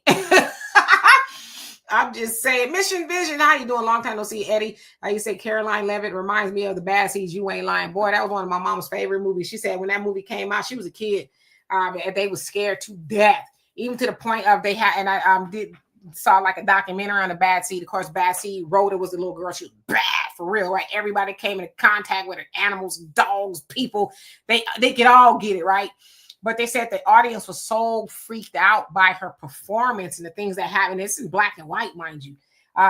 In the movie that they actually had all the cast come out at the end and take a bow and laugh and stuff because people, I guess during the test run of it or whatever, they were just so unnerved by the movie. Of course, we've seen a lot of adaptations, The Good Son, and just different movies like that from The Bad Seed. But I always tell people, you got a bad kid, you need to watch that movie because you got some correction to be doing. Gag Shock, how you doing? Gage Shock, rather. He says, no, your house is no excuse. Yeah, I mean, and then who gonna be like, wait a minute now, let me see what the law say. Because I'm gonna take life now, but let me make sure I'm not gonna go to jail. Like I said, we just have to sort it out. Yeah, in California, you will be, and let's say you're in the right, but they will run your pockets basically in litigation. I mean, basically, if you get a concealed carry, more than half of the class has to do with litigation. You're not even shooting and practicing and going through the thing. It's mostly this is what's going to happen in this scenario, and they're trying to sell you lawyer insurance here in California. That's what you're going to need. If you're gonna carry a weapon, you're gonna need to have a good lawyer on speed dial. Yeah, that's true. The people you hurt somebody breaking in your house, you go to jail. And it's happened before. It has happened where people have gone to jail. They're breaking in my house, but did you have to hurt them? Or remember, there was a case where somebody was breaking in somebody's house and they got stuck in the attic or something like that, and they couldn't get out because the people were gone or whatever, and they sold them people.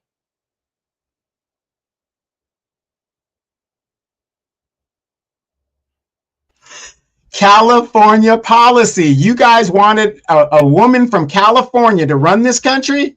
Oh, and she's a super liberal? Oh. Yeah, that's a doozy. So anyway, I think Wait. I said what's going on? Wait, I'm sorry about that. And Remember, Kamala was a prosecutor here in California, and there's videotape of Kamala saying she has the right to walk into your house and inspect your guns and make sure you have the guns you're supposed to have, which goes against the Constitution. But she said that she had the right to do that. This is what these super left liberals, they think. They want to disarm the people. And when you disarm the people and you have a problem with your government, how do you defend yourself? You can't. You better comply. Yeah, and Harkin, they did win too. They won. So yeah, some strange times win. Anyway, love and appreciate every last one of y'all. Thank y'all for bearing with us for this 2 hours of all of this. Yeah, so it just behooves us as Black people here in America, Black Americans, to get our stuff together. Nobody's coming to save us. We got to save ourselves. We got to wake up. We got to, come into knowledge of self. All of that, Once we do that, I watched Eddie Murphy's documentary, Being Eddie, on Netflix. I think it's one of the best documentaries, biopics, I guess what it is, I've ever seen. And, he says some things that I agree with. He says it's a blessing to love yourself. He says, because when you love yourself, there's things you will not do to yourself. And he talked about all the things, he came into the show business when he was 19, right? And he said he saw a lot of things. That he never got into drugs and doesn't even drink any of that other stuff. He says, because I've seen it all, right? I'd be invited to these parties and things. And he says, when they got to doing some things, he said he would leave. And he says, his idols, like Rick James. He said, those are true. All that stuff is true stories. Rick James, Red Fox, Richard Pryor, all them.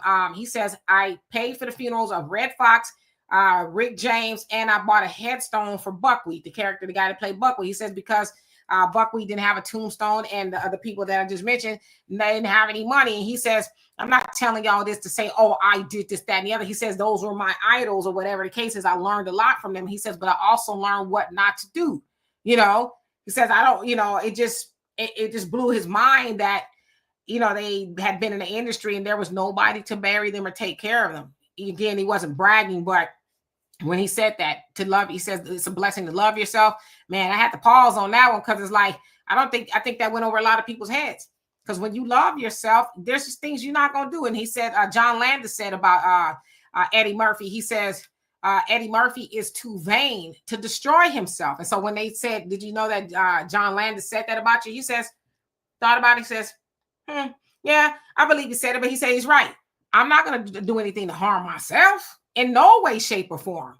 So he said he just learned very early on that I'm not getting them when they start bringing out the, it's time to go. So yeah, you got to love yourself. When you love yourself, it's easier to love everybody else. And it is a blessing to be able to do that, especially being Black here in America. We've been taught not to love ourselves, definitely not to love each other. And so we got to work on that. When we work on that, everything else will come in line. So yeah. Anyway, love and appreciate every last one of y'all. You got something to say, Donovan? I just want to say we are going to the holiday season. It is cold here in California. We had that major storm that went through, so there's snow on the mountains. A lot of homeless people are in the streets right now. And I'm only speaking for California, but I'm very sure there's the most homeless group of people in the United States is Black people. So my thing is this: if you guys can give a few hours to donate and help these people, it doesn't matter how they ended up on the street, what this, that. Again, it goes back to the program we're talking about right now. Nobody's going to save us but us. You've got a lot of single moms out there that didn't get paid for 2 months, and they're being evicted, or they're on the eviction list, and they're just a paycheck away from eviction. Okay, fine. You don't want to help the single mother out. That's great, whatever. But what about the children? There are a lot of children that are going to have a very rough Christmas. I'm not saying go out there and get a PlayStation, but I'm saying, we got to start policing our own community. And if you got a few hours to donate, to go out and, and do things within the community to help the community, to give these people, trust me, people will remember that one Christmas that they had where nobody helped them but that one person that gave them a gift card so they can go to Denny's to have a nice dinner or whatever. We have to start policing our own. And that's the bottom line when it comes down to it. Nobody's coming to save us, y'all. Black men, Black women, we got to work together. I mean, this is the Great Reset. This is called the Great Reset. We we see in real time what is going on. We've got to come together. They are marginalizing us. Think about all of those people that lost their jobs, that are facing foreclosure. Look at the homes and the wealth that we in the Black community are continuing to lose. Look at the people that are targeted in Chicago, that's property tax went up, in some cases, double. That ain't happening on the white side of Chicago. That's happening in the Black side. What's that telling you? So it's going to be a rough Christmas, you guys. Let's come together and let's make it work and get to the next and get the right people in office. Yeah, first class citizen on my way out. He says, you're right, Professor James Small has every right to speak his mind, but at the same time, he has to accept the consequences for what he says. So he can't be a hypocrite and expect people to respond back. Again, and I mean this with all love and respect. This is not to be disrespectful to you, first class citizen, or anybody. What y'all gonna do about it? What y'all gonna do to Professor Small? I'll wait for that. What are y'all gonna do to him? What power do y'all have over Professor James Small to where he would say, oh gosh, I shouldn't have said what I said?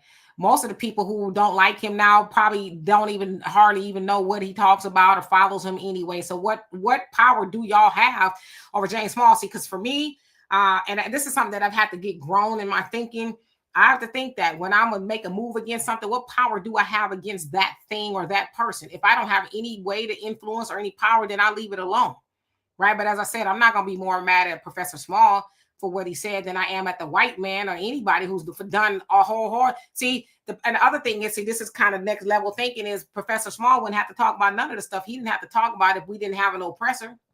But see, everybody mad at him for what he is saying, but not more mad at the oppressor. See, like I said, when I hear these conversations about we canceling our own people, and I'm not saying they don't do things that we don't like, but when I hear those conversations that we canceling them and we ain't canceling the real problem, hey, miss me with all that. I'm not going to sign up for that at all. Because see, like I said, I'm too grown in my thinking. I'm a little bit more aware. But I think Professor James Small is the soft target because we as Black people, and I think that's a conversation we need to have. It's easier for us to go out to soft targets, our own people. That's what I mean by soft target, is because we know ain't going to be no blowback, but you run up on a white man like that, you know better, right? As opposed to us, if we was to strike a mighty blow together against the oppressor by, keeping our money and things like that to ourselves, then we wouldn't have to have these conversations. But we organize, when I say we, I mean y'all, we organize against Professor Small because y'all don't like what he said, but that white man and that Arab man, that Asian man, that Indian man, and everybody making it in our neighborhood, and they could beat your women up and unalive our Black boys and stuff. But we talking greasy about James Small. I wish I would not. That's all I'm saying, right? And you're right, or some people do. They have selective outrage, like I said, and this is all I'm saying. This in all love. We cannot organize against Professor Small until we organize against the white man. When we do that, and we need to take Professor Small to task, and I'll entertain it, but I'm not going to entertain that. I'm just not. Again, we punch down all the time because, oh yeah, but that's kind of the problem too. We hate on each other. We'll cancel each other quick. But right now, the Indians at the liquor store somewhere to beat a Black man down somewhere. There's no doubt in my mind that's happened. And we'll talk about it for 2 seconds, but we'll stay on James Small's behind, until we get tired. But again, what power do we have to do anything to James Small? You think James Small is scared? See, that's why I said that's what I said. I respect the OGs because they don't care what y'all think. They're not gonna bite their tongue because you don't like it. And I'm not trying to be disrespectful. They're not gonna bite their tongue.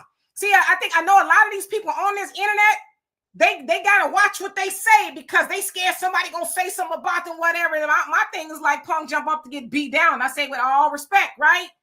I'm just saying because a lot of y'all over there, y'all want people that scratch when they don't itch when it come to you. Who are you? Who are you? See, that's what I always tell people, whether you're an activist or whatever, because I got my own thing going on too. I work with a lot of people, but I'm like, don't do things and be afraid to be yourself because of money or because somebody gonna say something about you.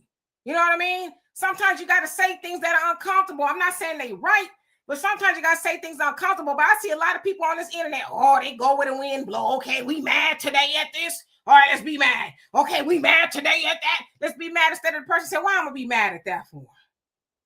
What's that gonna do to Professor Small that I'm mad? You think he don't sleep at anything? He's tossing and turning because we mad on the goddamn internet about something he said? Professor James Small probably don't even know y'all mad. So y'all mad and the man ain't even moved at all. I'm just saying, when I saw that, I was like, huh? Nah, it's like this is bizarro world. It's crazy to me. But then again, some people say I'm crazy. I don't know. Hey, Sister Shirley, we leaving up out of here. I better go because I ain't said too much. Anyway, y'all join me tomorrow. I'm sure I'm going to be off the chain then to love and appreciate every last one of y'all. Hey, Thunder. See, you always coming up in here late. But come back tomorrow, 5 p.m. Central Time. I will be here. I'm also going to be on the African Diaspora News Channel on Tuesday, Wednesday, Thursday. It's probably just going to be me because everybody talking about I don't celebrate Thanksgiving. And I'm going to be the only one on there. Absolutely. Yeah, Cynthia, like you said, stand on your word. If you believe in what you're saying, then stand on that. But we got to stop having our heart pump Kool-Aid because somebody don't like it. Hell, there's a lot of people don't like me all the time, but guess what? I'm gonna take my black ass to sleep every night like I did last night, and we could be friends tomorrow. Peace.